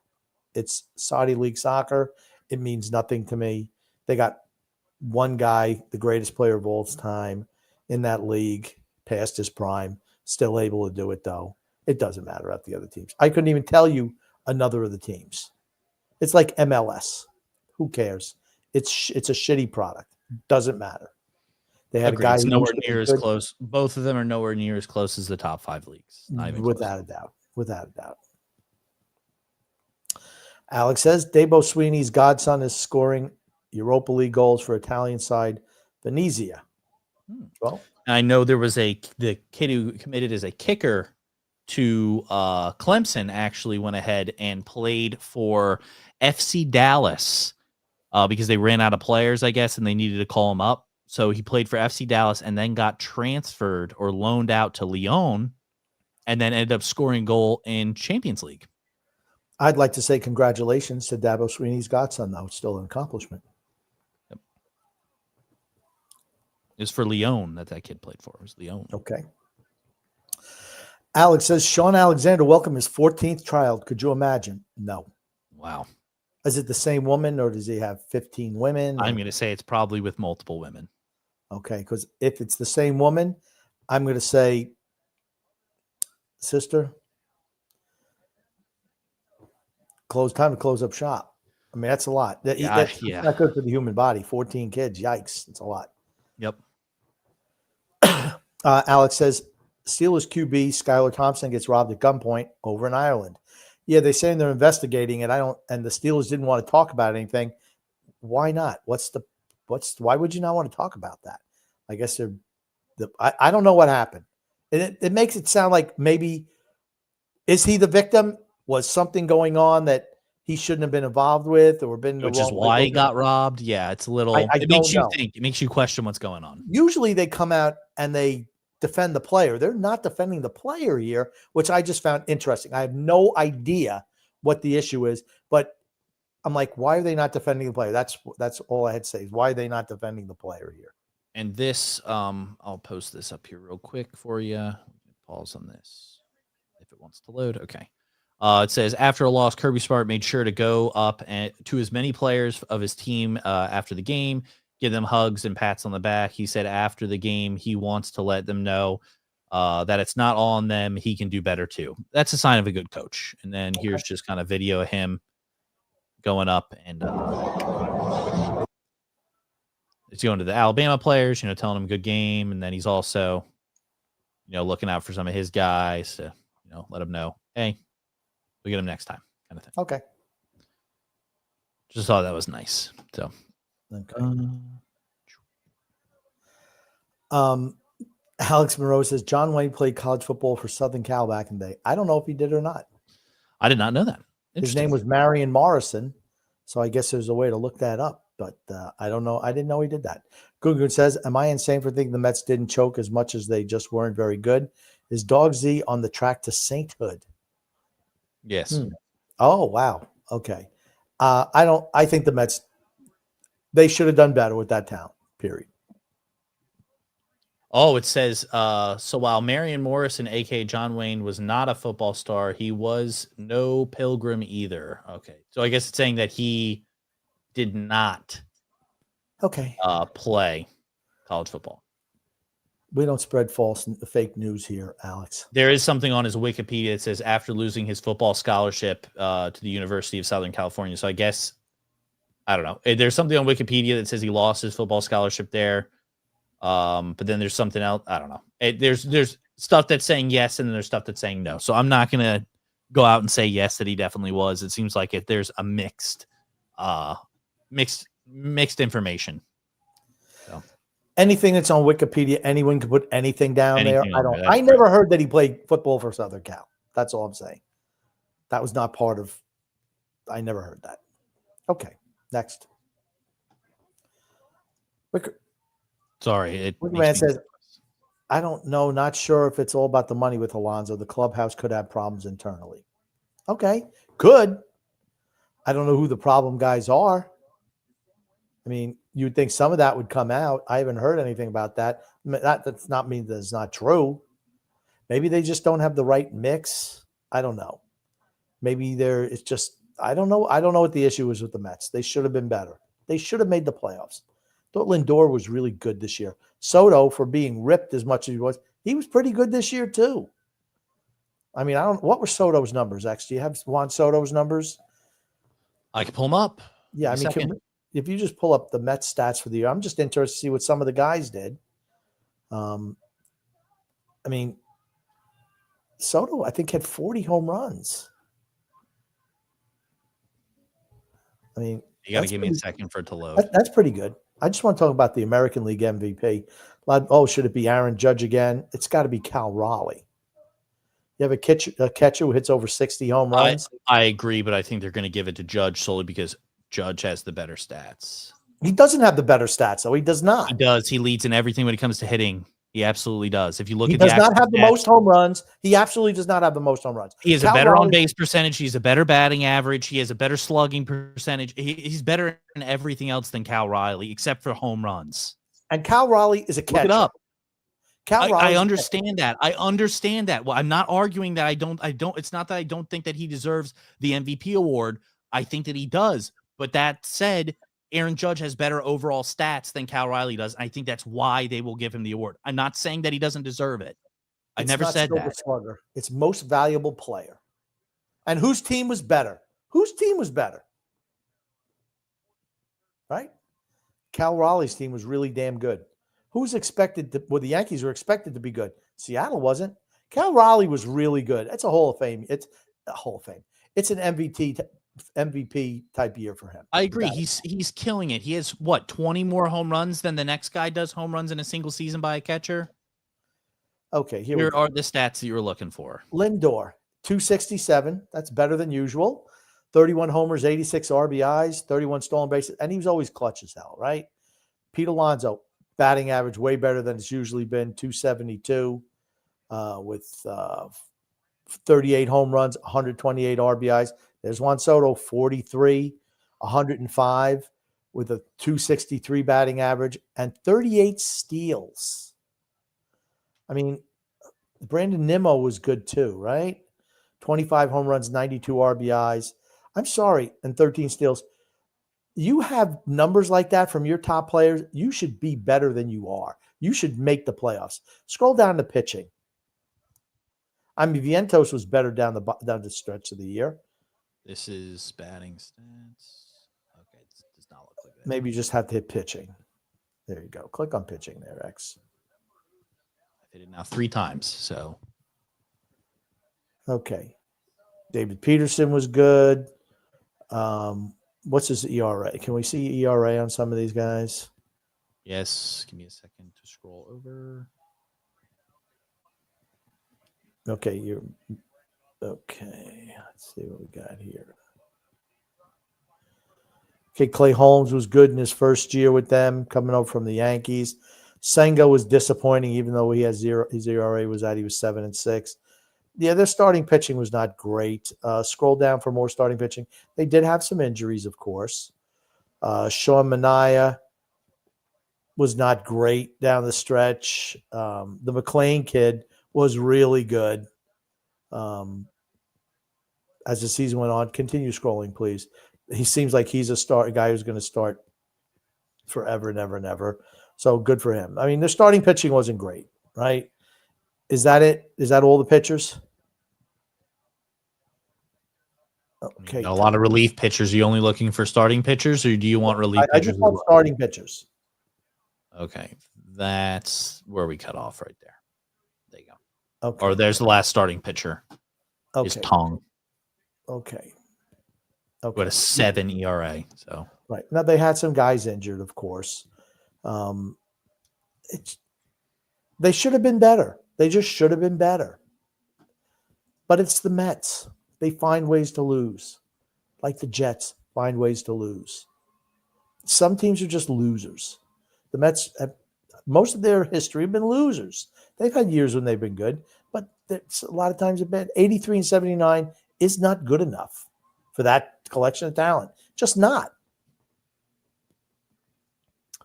Next comment, please.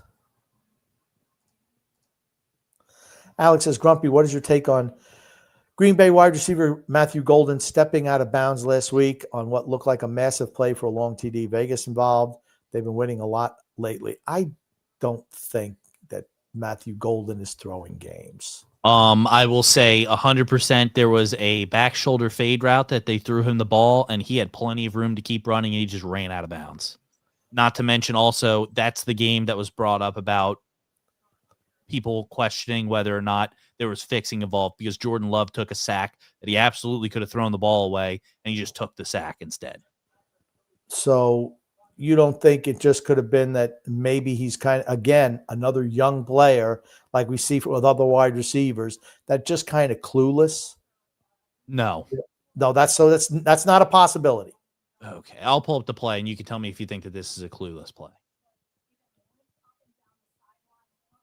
Okay. Well, you go to another comment while I'm pulling it up. Yes, there we go. Freedom Front Event says, when I mentioned what a quality signing Gleb Veremyev was, filed Islanders, Grumpy and that tyrant TJ crapped all over it. Guy is part of the Islanders' future success.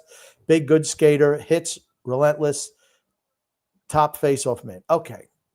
We are going to talk about this on Wednesday night show, but I'll touch on it. I thought that line of Berg, Liukas, and Veremyev was the best line. He's not a good skater. He absolutely is a horrible skater. He needs to get better as a skater. He's a fourth line guy. That's what he is. That's why you don't sign fourth line players to extensions. You don't need to. There are a million of them out there. You don't need to pay them big money. You just don't have to. You can replace them year over year. Don't need them. And this says the sack is obviously on Jordan Love, who should have thrown the ball, but look at how easily Jordan Morgan is beaten. We can run. You want to run in slow-mo? Sure.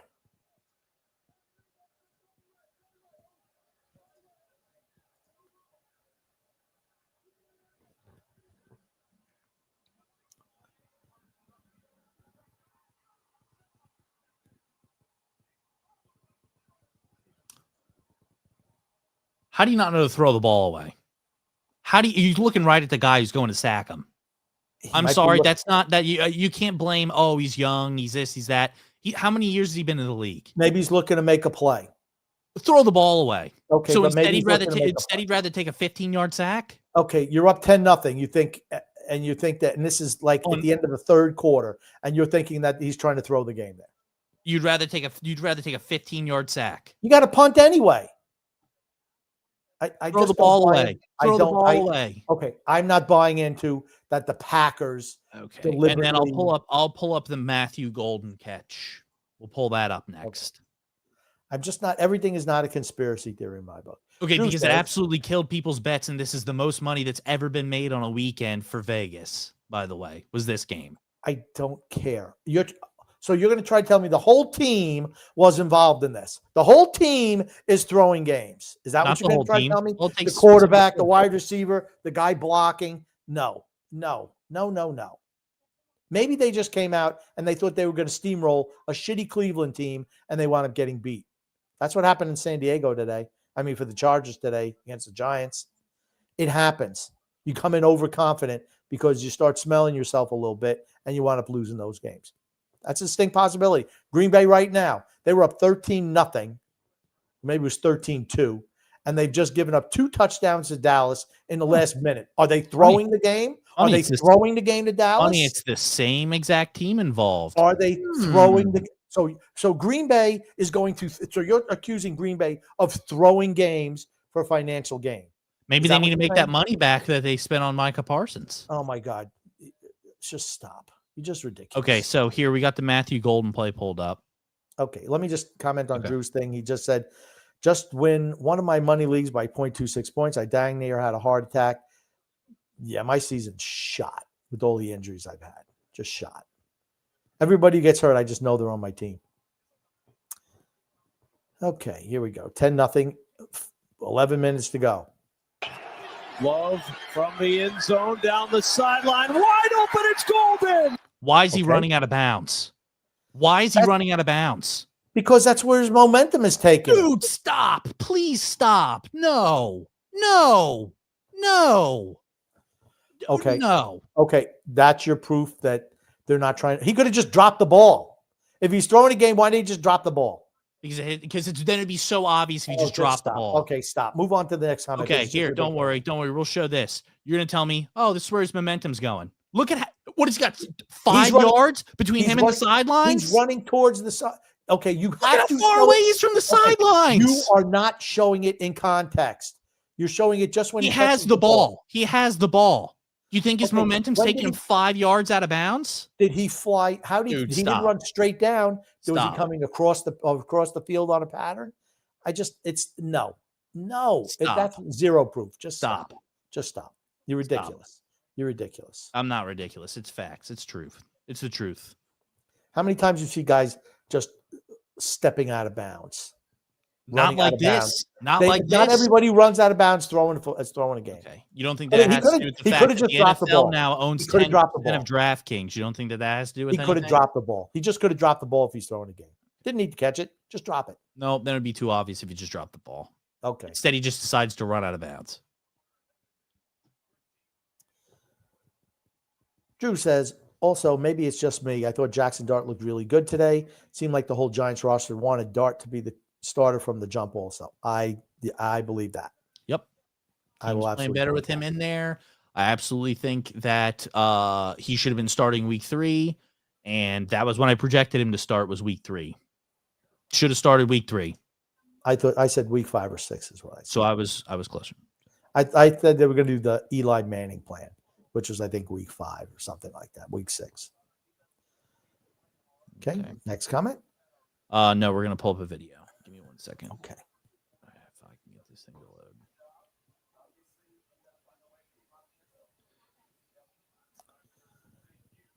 It says, I'm in total awe. Revolutionary play call. This is Proctor, the offensive tackle, lined up out wide as a wide receiver for Alabama. Empty. Miller's out to the left. They got Caden Proctor, the big tackle on the left side. They're going to throw it to him. Big fella. Barreling downhill. Proctor muscling down near the pylon. Are you kidding me? Oh, I feel so bad for Kyron Jones, the poor safety, 31. Okay, if a guy can catch the ball consistently, you kind of like that matchup him against a couple of defensive backs. No? Oh, yeah. To bring the big fella down. Watch 31 come up here, Chris. That's not a play you can run more than once, though. No. Misses.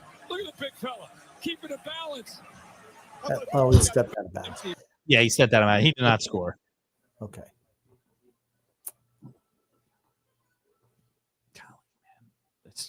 My computer's running slow. Next comment, please. Just pop up the comments. Yeah, you're going to have to wait. My computer's moving slow. Freedom from Adventure says, Grumpy, I love Dobson jerk is already pushing off Montreal fans and now out with the groin. I remember I wanted Reinbacher or out injured again. As I told you, he has serious injury concerns, and you don't trade for that. We traded for a fourth liner. Henneman's a fourth liner. He doesn't. You don't need Henneman. You don't need a guy like Henneman. You could have a Gleb guy come in there and play the Henneman role. He's fourth liner. Doesn't matter. Yeah, I wanted Reinbacher. Absolutely. And he's not pissing off Montreal fans. I talked with some Montreal fans today. You know what? They're like, yeah, it's exhibition season. Nobody's talking about Noah Dobson. He's hurt. Guys get hurt. It just is what it is, JP says, get mesmerized. Thanks, George. You're a classy guy with your black hat on which we shall rely. LOL. George Forster. That's right. Rest in peace, George Forster. Drew said, all the scared Giants fans were saying, don't play Dart. He's going to get killed behind that O-line. The schedule is too difficult, and he's going to be Daniel Jones 2.0. Okay. I said I thought Jackson Dart was going to be the best quarterback in this draft class. On the record for saying that. It's one game. Correct. Pump the brakes. It's one game. I'm rooting for him. Want to see him do well. It's one game.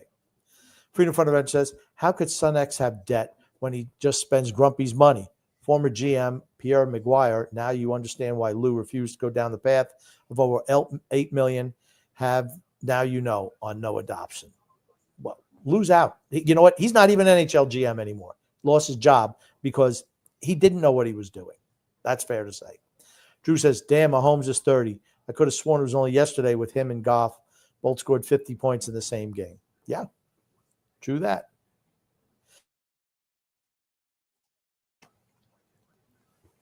In preseason, Habs media already complaining about Noah Dobson's compete level, lack of grit, lack of intensity, defensive liability. They played one game. It's an exhibition game. Stop. JP says it's ridiculous that the Canadian hockey media cartel enabled Bettman to run his Ponzi scheme by making a big deal out of preseason play as if it means anything. It means nothing. Yep. Nothing. If preseason meant anything, guess what? The Islanders are going to be one of the worst teams in the league. And they might be, but I doubt it. Drew says, speaking of wee hooping, I sent in clips from both last week, this week. Man, is it good to have the Ravens suck this year? I think it is. I couldn't get the one to play from this week, but I can get the one up that you sent the YouTube video. So give me 1 minute and I can pull it up for you. Okay. You just pop another comment. Here he goes. JP says, it keeps the Canadian teams falsely relevant at this point. I don't know. I don't hate the Canadian teams. I don't. Okay, next comment. JP says, I'm Tim Tuffle. Let me begin by saying I was once a Twin. I made the move. It feels right. I've been mesmerized. I see the light. I don't remember that, but I'm not surprised. They had those fun little marketing campaigns. They did.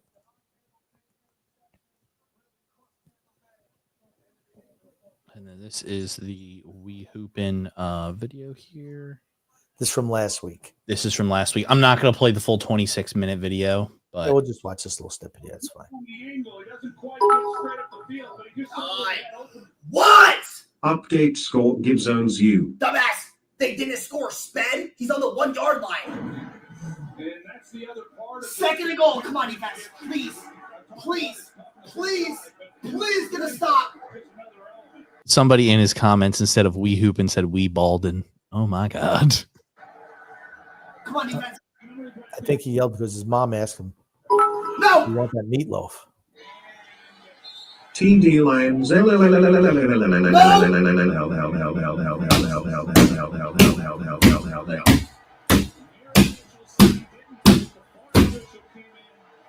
That's like the old King Kong Bundy when he used to do the 5 count to pin people. That was his gimmick back. Hit the 5 count 5 times. So maybe he's one of those scrawny little referees. Update score. Update score. Update score. Update score. Update score. Update score. Update score. Shut up! Update score. Update score. Update score. That was the funniest thing. Honestly. Why is he wearing football pads like he's a... Hold on. Let's see if we can fast forward to where they actually lost. Come on, Garrett. Okay. Here we go. Is the full meltdown. Okay. Here we go. This is where we need to be. No, I thought we were just celebrating Mark Andrews' touchdown. Why are we upset? Oh, that's right. 1 2 1 and 2 1 and 2 1 and 2 1 and 2 1 and 2 1 and 2 1 and 2. They're 1 and 3 now. That's right there. Oh, R. Jackson, Lane. R. Jackson, Lane. R. Jackson, Lane. R. Jackson, Lane. R. Jackson. Regular season team. Regular season team. Regular season team. Oh, garbage time TV. Lol, you just got beat by Anthony. You just got beat by Anthony. You just got beat by Anthony. You just got beat by Anthony. You just got beat by Anthony. You just got beat by Anthony. Players that he has posters of are the reason why he's a loser. Cam Newton. Hey, guess what? Jared Goff is better than Lamar Jackson. Hurrah! Hurrah! You! Hurrah! You! Hurrah! You! Hurrah! You! Hurrah!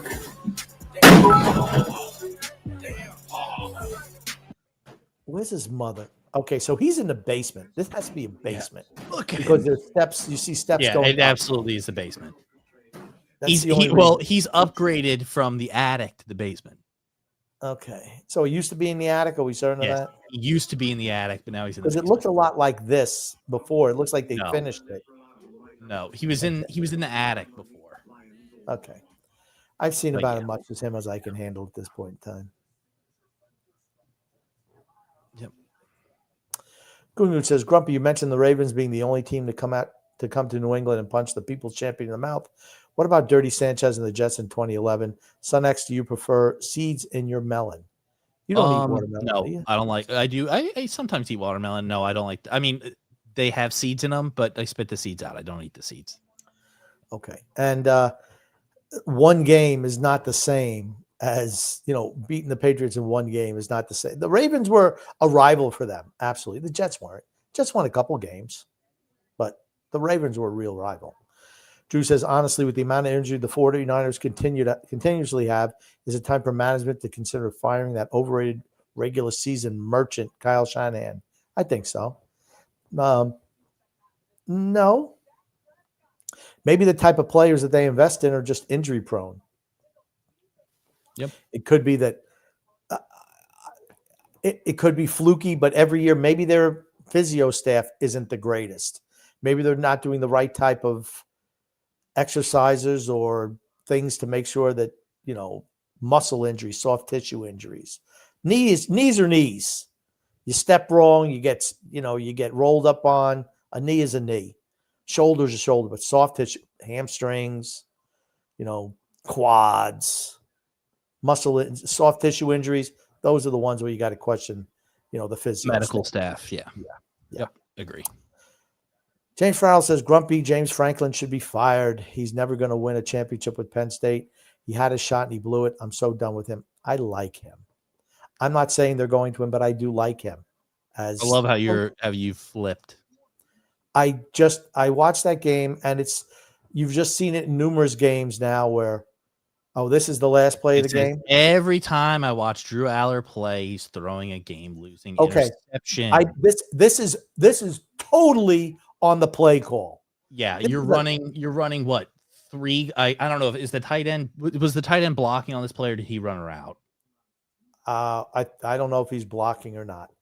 Regardless, you have 2 wide receivers on the short side of the field and four defensive backs. Yes.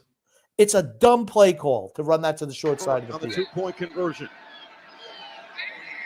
Got a guy coming across, and they don't even move. They get the Pena. Aller, sideline.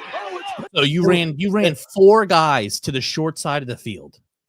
It was a dumb play call. As soon as I saw him, like, man, okay, that's just a dumb play call. Just a dumb play call. You don't run that to the short side of the field. They did not bite on the fake.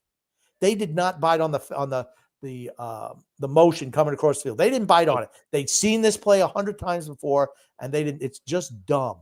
Yeah, nobody even moved. Which means either that or they were running zone. They knew what they were running on that play. Yeah. I mean, the kid jumped the route too. They'd seen that on film. Good play by Oregon. Hey, give credit. Oregon's tough. Yep. They came east and won that game. Penn State showed guts. They came back from 2 touchdowns down in the fourth quarter. It was a home game for them, though. That's a bad loss for Penn State. That's a really bad loss for Oregon's Penn State. really good. Oregon's really good. It's a game that you hate to lose if you're Penn State. I thought Drew Aller looked skittish in the first half. He was way better in the fourth quarter. That's all. He reminds me of Kerry Collins, though. Drew says, Mitchell literally pulled the Malachi Corley, a Leon Lett blunder on that play. Okay, it was 2 plays today that were way worse. Way worse. Terrible. The Leon Lett thing, they were up, 30 points in the Super Bowl? Different. Drew says, I won't be bitching about Adonai Mitchell being benched, possibly considering I own Tyler Warren on practically all of my teams. Yeah, Tyler Warren gets a lot of – Mitchell doesn't. He's been a borderline bust, honestly. Drew says, I've seen like 6 blocks kicked and blocked punts. I remember 4 of those at minimum last week. I remember Chris Bosman's first field attempt got blocked today as well. Yeah, I don't get it. And then also, Nobody could block a kick forever. The first punt of the game for Tampa Bay was blocked today by the Eagles and run back for a touchdown. I don't understand why we're seeing so much of that where we used to never see it. Dude, I mean, it was like maybe once, maybe twice a year that you'd see a block punt or a block field goal. It's like every week now. Every week. And now you're seeing multiple kickoff returns and punt returns for touchdowns now, too. Is it because they want to make special teams more prevalent in the game? I don't know. Can't help you. Drew says, also, I'm genuinely confused that Mike Vrabel and Josh McDaniels, Gibson and Ramondre Stevenson have to be their housemaids after the game. It doesn't make sense why Travion Henderson. Henderson isn't the workhorse. Because he makes mistakes out there. He doesn't pick up blitzes. There's little things that he's done in season, not in the preseason, but in season that have caused him to ride the bench a little bit. He scored a touchdown today, though. So, like I said, it's a transition thing. Stevenson been fumbling the ball like crazy the last 2 years, but they won. I mean, he signed a big contract. They're not going to sit him on bench. Not going to do it. Gungu says, due to the Mets soiling their trousers, will Mendoza get the boot? Son X, can you name the 70s progressive rock band that featured a flute? Ooh. That's a no. What's the band? That's it. What's the band? I know. What's the band called? Jethro Tull. Jethro Tull. Okay, never would have got that. Okay. I was going to say Traveler. No. Blues Travelers? I don't know. Okay. Blues Travelers. Harmonica. And he played a harmonica. Yeah. I will say Blues Travelers was good, though. And that was in the 90s. Okay. It was close. Freedom Fundamental says Dolphins will have Tyreek Hill, Bradley Chubb, and probably Austin Jackson available for trade this season. And you're in full blow it up mode. Yeah. If that's the case. Which teams need to do that? The Panthers are about there. Oh, my God. They were terrible. Yep. After as good as they played against the Falcons last week, they lay an egg. Drew says, if there's one thing to be optimistic about as a Giants fan, Joe Shane once again hit on the draft class. As of now, Abdul Carter, Cam Scatterbo, and Marcus Mabo have been hits. Dayball does suck, though. Yeah, I was going to say, I thought Scatterbo will be a guy who will give you great production for the limited amount of years he's going to play. The running style that he has, he will not last long in the league. He won't show a second. Will not get a second contract. No. But he's a great. He will be a guy who will give his body every chance he's out there. He will for his team. I will say that. He gives it 115% when he's out there. Agreed. Gungan says, I heard a rumor that MILF hunter Zach Wilson is playing versus the Jets tomorrow. Son X, can I borrow your psychedelic ceiling light? Ooh. Yes, I can shoot you a link. Why would they not start Tua? Maybe because he blower. Okay. Tua tongue-eye blower. Okay, I have not heard that. Yeah, I would think Tua would be starting. Maybe he's under concussion protocol again. Maybe he hurt himself getting out of the shower. Oh, I don't know. Drew says his stupid self almost cost the Giants a game today, but running shotgun runs up the gut on the goal line instead of just quarterback sneaking it with darts. Talk about Dayball. I don't know. They won the game. Alex says, X, why would Barca send funds to Brighton if Rafinha's done good in the Ballon d'Or rankings? Rafinha played for Leeds United, and that doesn't make any sense. That's what I meant, not Brighton. I meant Leeds United. That's what I meant was Leeds United. Okay, that's fine. That's why they would have to send money to Leeds United, is because it was written into his contract. Okay. Sorry, I mixed up the team that he played for. I meant Leeds United, not Brighton. Okay. Alex says Rafinha has been with Barca now for 4 years. He last played for Leeds in 21-22. It doesn't matter. It was written in the contract when he signed there that if he won, that they would have to do that. It's probably like some far-fetched thing where they're like, oh, yeah, we'll just put this in here in case he wins. But, yeah, that's apparently what it was reported is if he won Ballon d'Or, they would have to pay Leeds United money. Okay. And that's what the theory is behind why they pushed for Yamal to win more than Rafinha. It's nonsense. I'm just saying. Alex says Indiana was his 8.5-point favorite. Mendoza's safety didn't affect the outcome of someone's bet unless someone took the over on Mendoza's rushing numbers. I don't care. It does not matter to me at all. Yeah, I actually have that up right here, so I can play that. We've already seen that. We've already seen it. Oh, we did not play this. We did not play this. You were wrong. You were wrong. Just because you don't want to talk about it doesn't mean that we're not going to play it. Nonsense. Indiana. It's nonsense. Anything, any conspiracy theory where a guy's doing this to fix a bet, I just don't This has to believe be it. one of the most blatantly Vegas rigged things I've seen in my entire life. Indiana opened as a 3.5-point favorite. They closed as an 8.5-point favorite. They're currently up 20-13. So for some people, they've covered. For some people, This was the run to the end zone. There's 3 seconds left. The ball is nowhere near any possibility for a safety. You run backwards for 3 seconds and you get down. That's it. Okay. But for some reason, they decide he doesn't just get down. He goes all the way for the safety on purpose to ensure a lot of people lose their money for Vegas. All sports are rigged. Okay, I've seen enough. I've seen enough. I don't care about these ridiculous. Some clown sitting there who made a bet and probably lost a bet on something stupid like this. I don't care. I don't care. They're just trying to win games. And you know something? It's 4th down. It's not like it was 3rd down. It was 4th down. So if there's 3 seconds left, why not punt the ball out of bounds? There's 3 seconds left. Because if it gets blocked, it doesn't take 3 seconds. If it gets blocked in return for a touchdown, you lose. You lose. So he runs Can he not back. count to 3? Can the quarterback not count to 3?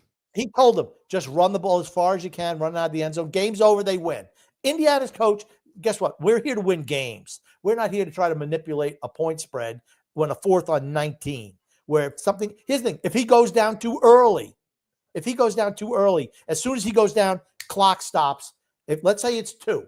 Okay, he just ran for an extra 3 seconds He's not after the counting fact. seconds. He's just running as fast as he can in the other direction. That's all he's doing.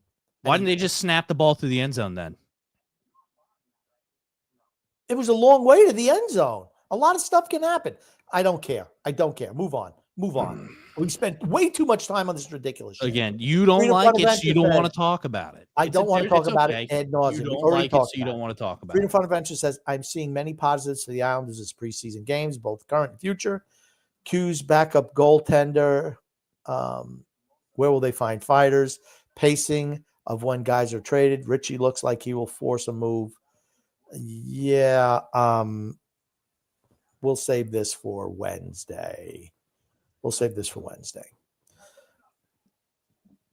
They've had some guys look good, but some guys not so good. Drew sent us this. Do you know who this is, Grumpy? The Pelicans. Is it Davidson? I mean Williamson? Zion Williamson. Look how much he's thinned up. Well, maybe somebody told him you want to get a contract extension. He looks like he's lost a shit ton of weight. I'll bet he'll probably be a better player. I'll be interested to see how he plays this year. I think you will too. It says unreal. Yeah, he looks like he's lost a bunch of weight. Looks like he's lost about 50 pounds. Yeah, a lot. I'll be curious to see how he plays this year. Yeah, me too. Is his contract up? That's the first thing I ask. Because that would piss me off. You played fat boy for all these years. Now you want to get a contract. You get in shape, have a big year. You want to get paid big money. Get it somewhere else. Drew says, Grumpy, I would argue Clay Holmes was the bigger Mets signing to the pitching staff than Montas. 2 former failed Yankees, might I add. Yeah, well, I thought they were going to do something else with the pitching staff. They didn't.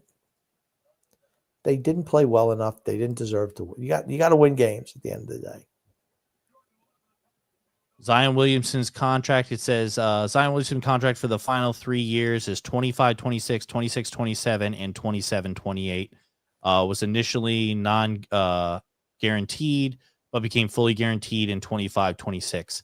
It says the 26-27 and 27-28 season remain non-guaranteed and are subjected to Williamson meeting specific games played threshold and weight requirements in prior season to become guaranteed. That's why he lost the weight. There you go. It's not because he wanted to be a better player. No. Wants to make sure he's getting paid. Correct. Drew adds, I'm just wondering when stupid Steve is going to realize that spending money doesn't always lead to success. It's reckless. Mets just need to properly lean into a rebuild. They're absolutely not rebuilding. They are not going to be rebuilding here. Okay. James Farrell says, X, you're so wrong. Take away the gloves, and they don't even close catch like that. Yeah, the gloves make those catches. It's the gloves. I'm not arguing that the gloves don't make the catches. I still think that the catch is a good catch. That's like saying, okay, take the technology that they put into baseball bats and baseball mitts and, go back to using the baseball gloves that they had when they were just the size of their hand and see if guys make catches like they make nowadays. Right. I mean, let's argue that too. Let's take away all the, science that we have on training players. Let's take all that away because, that enhances players to run quicker and become stronger and be better athletes than what they were back in the day. I'm just saying there's a lot of things. The game's evolved. Same thing with hockey. Let's take away the composite sticks and go back to just using wooden planks to go ahead and shoot pucks. Let's take away goalies playing the butterfly stance. Let's just have them standing straight up and down again. I mean, the technology progresses. It progresses the game. I don't think that takes away from the catch. It absolutely it's still does. A good catch. Without the gloves, he doesn't make that catch. Okay, then every goal that's scored in hockey, I think, is overrated. That's been since they implemented composite sticks. I think since they've implemented, physio training and nutrition and health, I think that everything that's been done since they've implemented that is overrated. Okay, it's nothing to do with making a catch. No, it's the same exact thing. The guy wouldn't be able to catch up to the ball. The guy wouldn't be able to catch up the ball. He wouldn't be able to jump that high without the training that he has. If he doesn't have the gloves, he doesn't make the catch. If he doesn't have the gloves, he doesn't make the catch. Oh my God. There's an argument for everything. For you. Same thing with baseball then. If the guys don't have gloves like that and they were using stuff with their hands, they'd never rob home runs then. Okay. Same thing. So then you can't say that home run robbing catches. But they've had the same type of baseball. They've had the same thing with home runs that are hit. They've the had technology's better in the bats they've now. had the same type of base. I'm not talking about baseball gloves from the 1900s. No, we got to talk about baseball gloves. They've had the same baseball glove. They've had the same baseball gloves for the last 60 years. What about baseball bats? Those have changed. They're all made of wood. But the way they're cut differently makes them better. Okay, but they're all made of wood. Well, I'm going to take away Cal Riley's home run record. I don't think that's good. I think without the bat that he has now, and if he used an older bat, he wouldn't be. You don't even know what bat he uses, and you're making this statement. You don't know. He uses a newer bat, unless he's using a bat like Babe Ruth used back in the day that weighed 40 ounces, 46 ounces. It's not like it's an aluminum bat. No. It's made of wood. It doesn't matter. It's less weight than what Babe Ruth used. No. Babe Ruth used like a 48-ounce bat. I do know. You didn't have to use a 40-ounce bat. He was no, you had to. You have to because that's what they have. They don't have the technology to cut it like they can now. Gosh, they cut it to any size. Not back then. They didn't. Not back then. They didn't. Oh my gosh. They make bats a different wood now. They didn't used to do that. That's what I'm saying. Okay, the bat is still made of wood. Again, I don't think you can take away from the catch. I'm sorry. I don't think you can. I don't think it was a good catch. It was a good catch. Like I said, I've seen 100 of those catches in recent years. I think the strength and conditioning that Cal Riley has makes it where he can hit 60 home runs. I think that if he didn't have that, it was back in the day, he wouldn't be hitting 60 home runs. Okay, let's move on. Let's just say that. People just disagree. Everyone disagrees with you. That's fine. Drew says it was confirmed Pete Alonso is leaving. Will be signing somewhere else. He can. Let's see where he gets the money. That's the whole thing. He wanted to go somewhere last year. They didn't want to pay him that money. That's just the way it is. Freedom Fundamental says, dang, Son X is morphing into TJ right before our eyes. Yikes. I don't think that's a positive either. Gungu says, can a person be trusted who doesn't put mustard on a pretzel? Is Aaron Glenn a defensive genius or forgetful? I won't say he's forgetful, but I don't think he's great. I don't think he's a defensive genius. I don't put mustard on a pretzel. Me either. I usually just like my pretzels plain. A lot of people do like mustard or cheese with their pretzels. Okay. JP says, thank you, gentlemen. Thank you, JP. Problem. Drew says, apparently Max Fried led the AL in wins amongst all starting pitchers. Glad Brian Cashman signed him. Yanks have a scary pitching rotation for the foreseeable future. Just remember, Max Fried has had an injury history going back even to last year. Drew says Cole, Fried, Rondon, Schlichter, and Luis Heel. Pitchers get hurt though. Pitchers get hurt. They don't throw as much. It's just the way it is. Tough to have a number of great pitchers. Freedom Fund Adventure says, not one time since TJ was fired has the warden had to say, watch your language. Very true. It's very true. TJ's potty Very mouth. true. TJ's potty mouth. Yes. JP says, in all sincerity, the Mets rotation let them down. Yep. Okay. That's what it seems like to me. It seemed like their bats were doing the job and their pitchers were not. There you go. Ryan Richards says, what's up, guys? What's up, What's Ryan? up? Always a pleasure. Dallas winning this game. I'm calling it. Currently not winning. Tucker Kraft, your boy Grumpy, just scored himself a touchdown. I needed that. I should have 2 Tucker Kraft touchdowns right now. I should have a Josh Jacobs touchdown.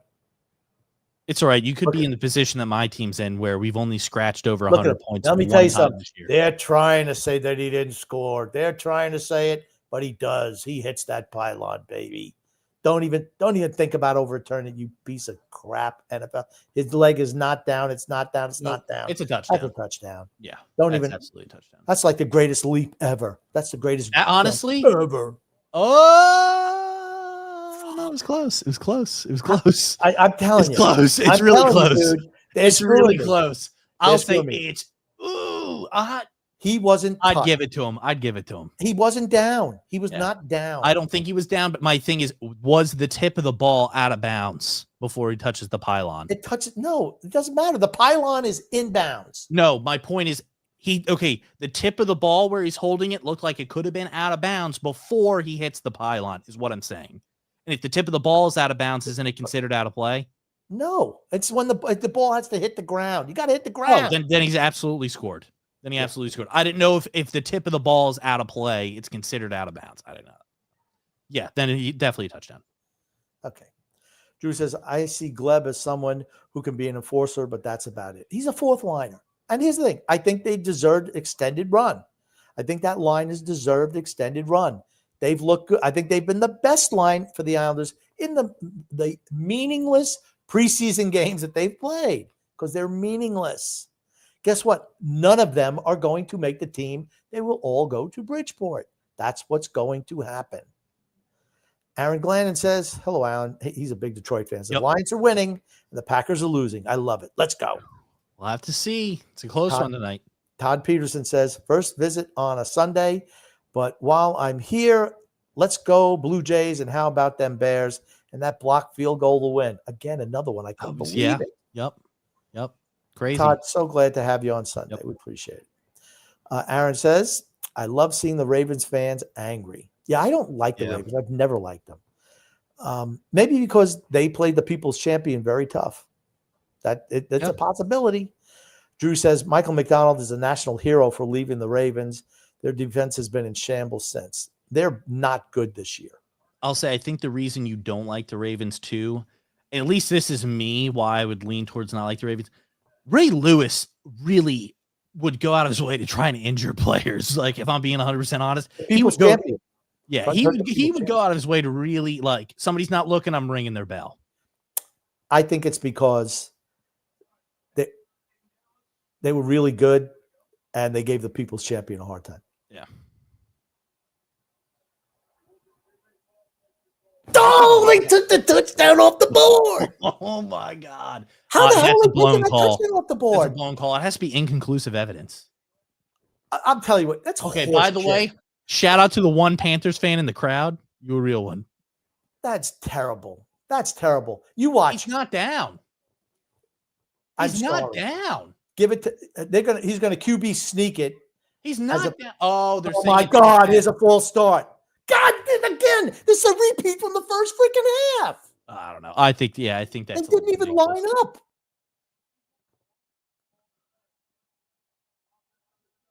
What the hell? My God. Hold on. If they rock, remember, if they rock, that doesn't count because the Chiefs can do that. They weren't even lined up. They're walking up to the line. They're not even down yet.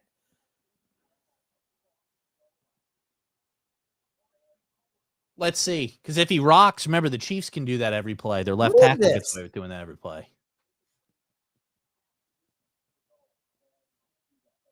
That's ridiculous. It's ridiculous. Okay. Next comment, please. Ugh. Todd Peterson says, look at the salient slope guys. And this is what will happen again. He'll get it down to he's down to the 2. Now they're going to pass it to Romeo Dubes. That's what's going to wind up happening. And he'll have a third touchdown today. And he'll have a third touchdown. And none of my guys who did all the heavy lifting, all of them, get the points. Jacobs gets stopped. Different mind says, as a Ravens fan, we do not claim rehooping. Fair enough. JP said, I love King Kong Bundy. I want 5. He's like, 5. Freedom Front Adventure Steelers won't talk about it because the assailant was a foreign invader. Disgrace what they did to my mother's beautiful country. Oh, I don't know. I don't know what happened. I cannot comment because I have no idea what is happening. The only thing I heard was that he was robbed. That was literally it. That's the only news I have about it. And he stopped at the 1. He stopped at the 1 now. I'm telling you. JP says, LOL, that kid. Gambling, says Todd Peterson. Yeah, gambling. Nobody wants to talk about it. Freedom Front Adventure says, much more interesting than about a young John Wayne is that he was hanging out with Wyatt Earp. He said his Western characters were heavily influenced by Wild West legend. Did he hang out with Wyatt Earp? I don't even know. He was from freaking Illinois, wasn't he? Come on. All right. Touchdown for Jacobs. Thank goodness. I'm still 12 points. I should have had another 12 points. That's all I'm saying. Drew says, I heard that with Kyle Shanahan, his practices seem to be too intense to the point where it's better for the players to just not stretch. What? I would think you'd need to stretch. If you don't stretch, you're going to tear something. And they practices aren't even practices. They're only allowed 2 padded practices all year. Correct. It's majority of it's just walkthroughs. It's like glorified walkthroughs. Yeah, and that's why there's so many injuries to the Niners. Why you're not stretching? You have to stretch. I don't know. Don't know if that's true or not. Drew says apparently Heel just said that the Florida Panthers were interested in possibly trading for Pajot. Why? He's a third liner. They're not trading anything for him. Nothing. Florida will not be trading for JG Pajot. If you want somebody to replace Alexander Barkov, it's not JG Pajot. Absolutely not. And I'm not going to do it now. They'll wait to the deadline. That's just horseshit. Todd Peters says, how the early season injuries can change the landscape, and we're still in port. Yes. Okay. Aaron says, Raymond had a punt return touchdown today for the Lions. James Farrell says, can you show the fumble of the Penn State game, which was turning the point of the game? Now you tell if it was a fumble or not. I say no. Let's take. I don't know which. I can pull it up. Okay. I'll just keep slap up some more comments while we're doing that. Todd Peterson adds, haven't checked the Lions out this year. Buffalo and Chi-Town and CFL with the baseball pennant race. They looked horrible the first week, and they've been good since. I think they're still going to be good. I just don't trust Dan Campbell in big moments. I feel like he'll do something dumb to cost the team. Todd also adds, Phillies 4-0, Buffalo 4-0, Detroit 3-1. Yeah. And I would have said I was leaning towards Green Bay as well. But then Green Bay comes out last week. They lose to Cleveland and go up 13-2 against Dallas and just giving points away. I don't know. Question them a little bit. Sorry, I'm still trying to find this. Okay, just pop up more comments, please. Todd Pierce says, for how much? Get that stickum. Yeah, that's it. Get the stickum. Sonex is talking about the Frankensticks. I don't know. Yeah, the big bats used. Oh, the torpedo bats? Yeah, well, that was a change that they had. Okay, but not everybody uses them.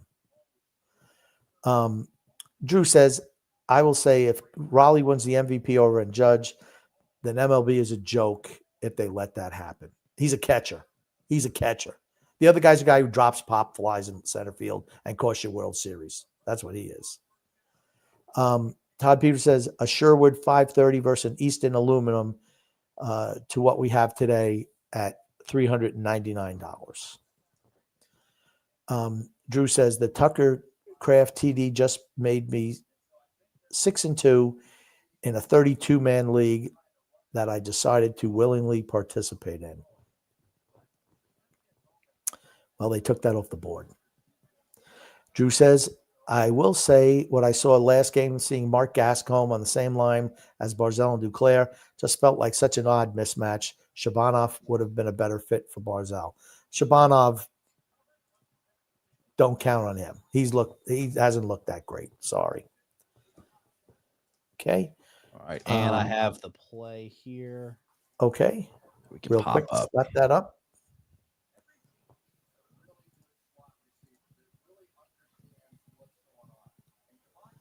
Okay, he's up. He's up. He's up. He's up. Does it look like his knees hit the ground? No. You know what? There's too many legs there. And he fumbles. I don't think he hit the ground. His elbow's not down. His hand is down. Here's his knee, by the way. This is his knee. See. Okay, let's see. Right now, it's not down.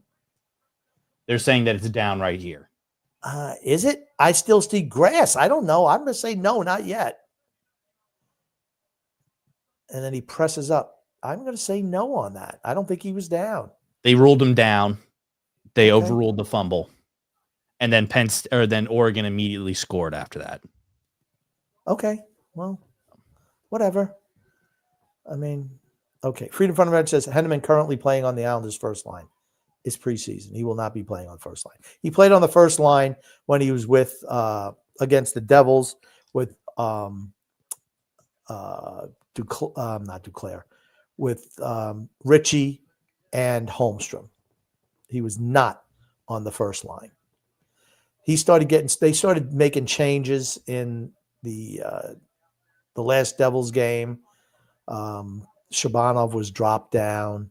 It means nothing. The lines mean nothing right now. Absolutely nothing. Just no. Drew says, God freaking darn it. Well, I guess I'm going to need 4 more points now. Yeah. Aaron says, I love watching Grumpy rage over football. The Packers and the refs are making Grumpy angry. Uh-oh. Yeah, Packers. Todd, I've had so many injuries. It's just been disgraceful, honestly. Todd Peterson, the joy of a draftee life. Never been in a football pool, but as a kid, an envelope was placed in our slot with cash and a slip with letters and numbers. The good old days. What can we say? Todd Peterson adds, so it's 16. I got the benefits of the week. Good for you. Drew says, for Florida, I expect Lundell to finally take a massive leap since Barkov will be out a long time. Barkov, they might get him back if it's the second round of the playoffs. It's supposed to be 7 to 9 months. 7 months brings you to April, the middle of April. So we'll see what happens. It hurts Florida. That's a big loss for them. Todd Peterson says, football will do it to the best of us. Yep. Green Bay's love is looking good from what I saw. Yeah, except the fumble. That cost me 2 points. The Frankensticks are all hockey composites. Talk about the sticks. Okay. Freedom Front Adventure says, SunX, great news. My neighbor Leo is a United States Marine Corps recruiter and leads the University of Florida ROTC program. Send me a message and I will get you hooked up. Todd Pierce says, Game of Inches. What a movie, Al Pacino. That was Any a great Given Sunday. That was a great speech. Yep. That's an all-time great speech. Yep. Man, this game's going to go down to the wire. I love it. I want to see a boatload of points from both teams. That's what I want. Drew says, Grumpy, with the amount of injuries you had this year on your fantasy teams, I dealt with that all of last season. Yeah, it's tough when you're like Joe Burrow. I invested heavily in Cincinnati this year. Joe Burrow, Jamar Chase, and Chase Brown. Yep. And then we got one last comment, and then we got one more video, which is a fan fight video, and then we'll wrap up the show, Grumpy. Okay. Drew says, I can guarantee you Florida will not be winning the cup this year, though. There's going to be a new champion. We'll see. It's a long be the Islanders. season. It won't be the Islanders. All righty. So we just have this to go over, Grumpy, and then we will wrap up the show. It says, holy... A massive fight broke out between many young Georgia and Alabama fans in tonight's game. Multiple kids were knocked out and bloodied. Security kicked them out immediately. I will say, the last fan fight, you did not like that one. This one is a lot better, Grumpy. All right, let's see it. Again, Why are we filming this in portrait view? Okay. Those really are not okay. They're not really hitting this guy hard. A lot of punches to the back of the head. They punch like girls, actually. Oh, man. He got dropped with that one. See, that's the first one they hit him with. But he gets right up. So he's pretty tough. And they run away.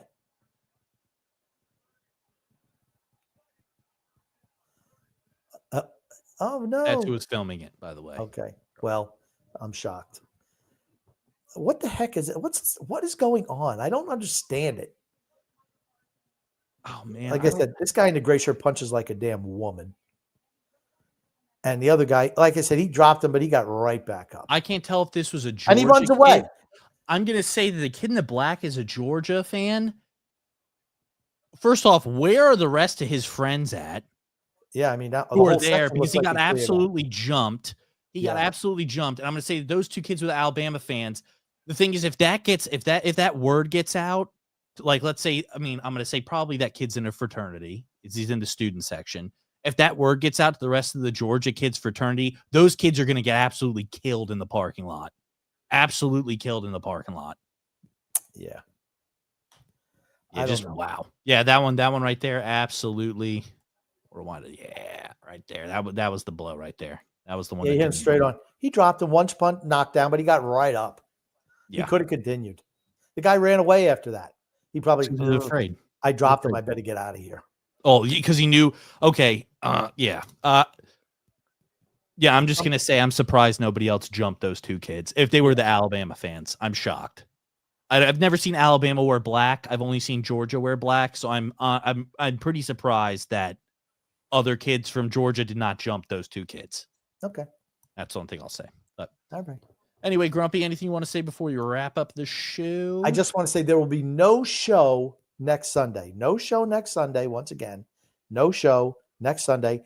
If you want to be part of the Islanders Never Say Die Fantasy Hockey League, please send us an email to IslandersFansUnited@gmail.com. The draft will be Thursday, this Thursday coming up, probably around 8 o'clock-ish. And just let that. I also want to say love and laughter to everyone who listens and even those who don't, from Sun X and the Grumpy Old Man. Yep. I want to thank everybody for coming out and listening. As always, love the interaction in the comments, and we will see you guys next time. Thanks, everybody. Thanks, Grumpy. My pleasure.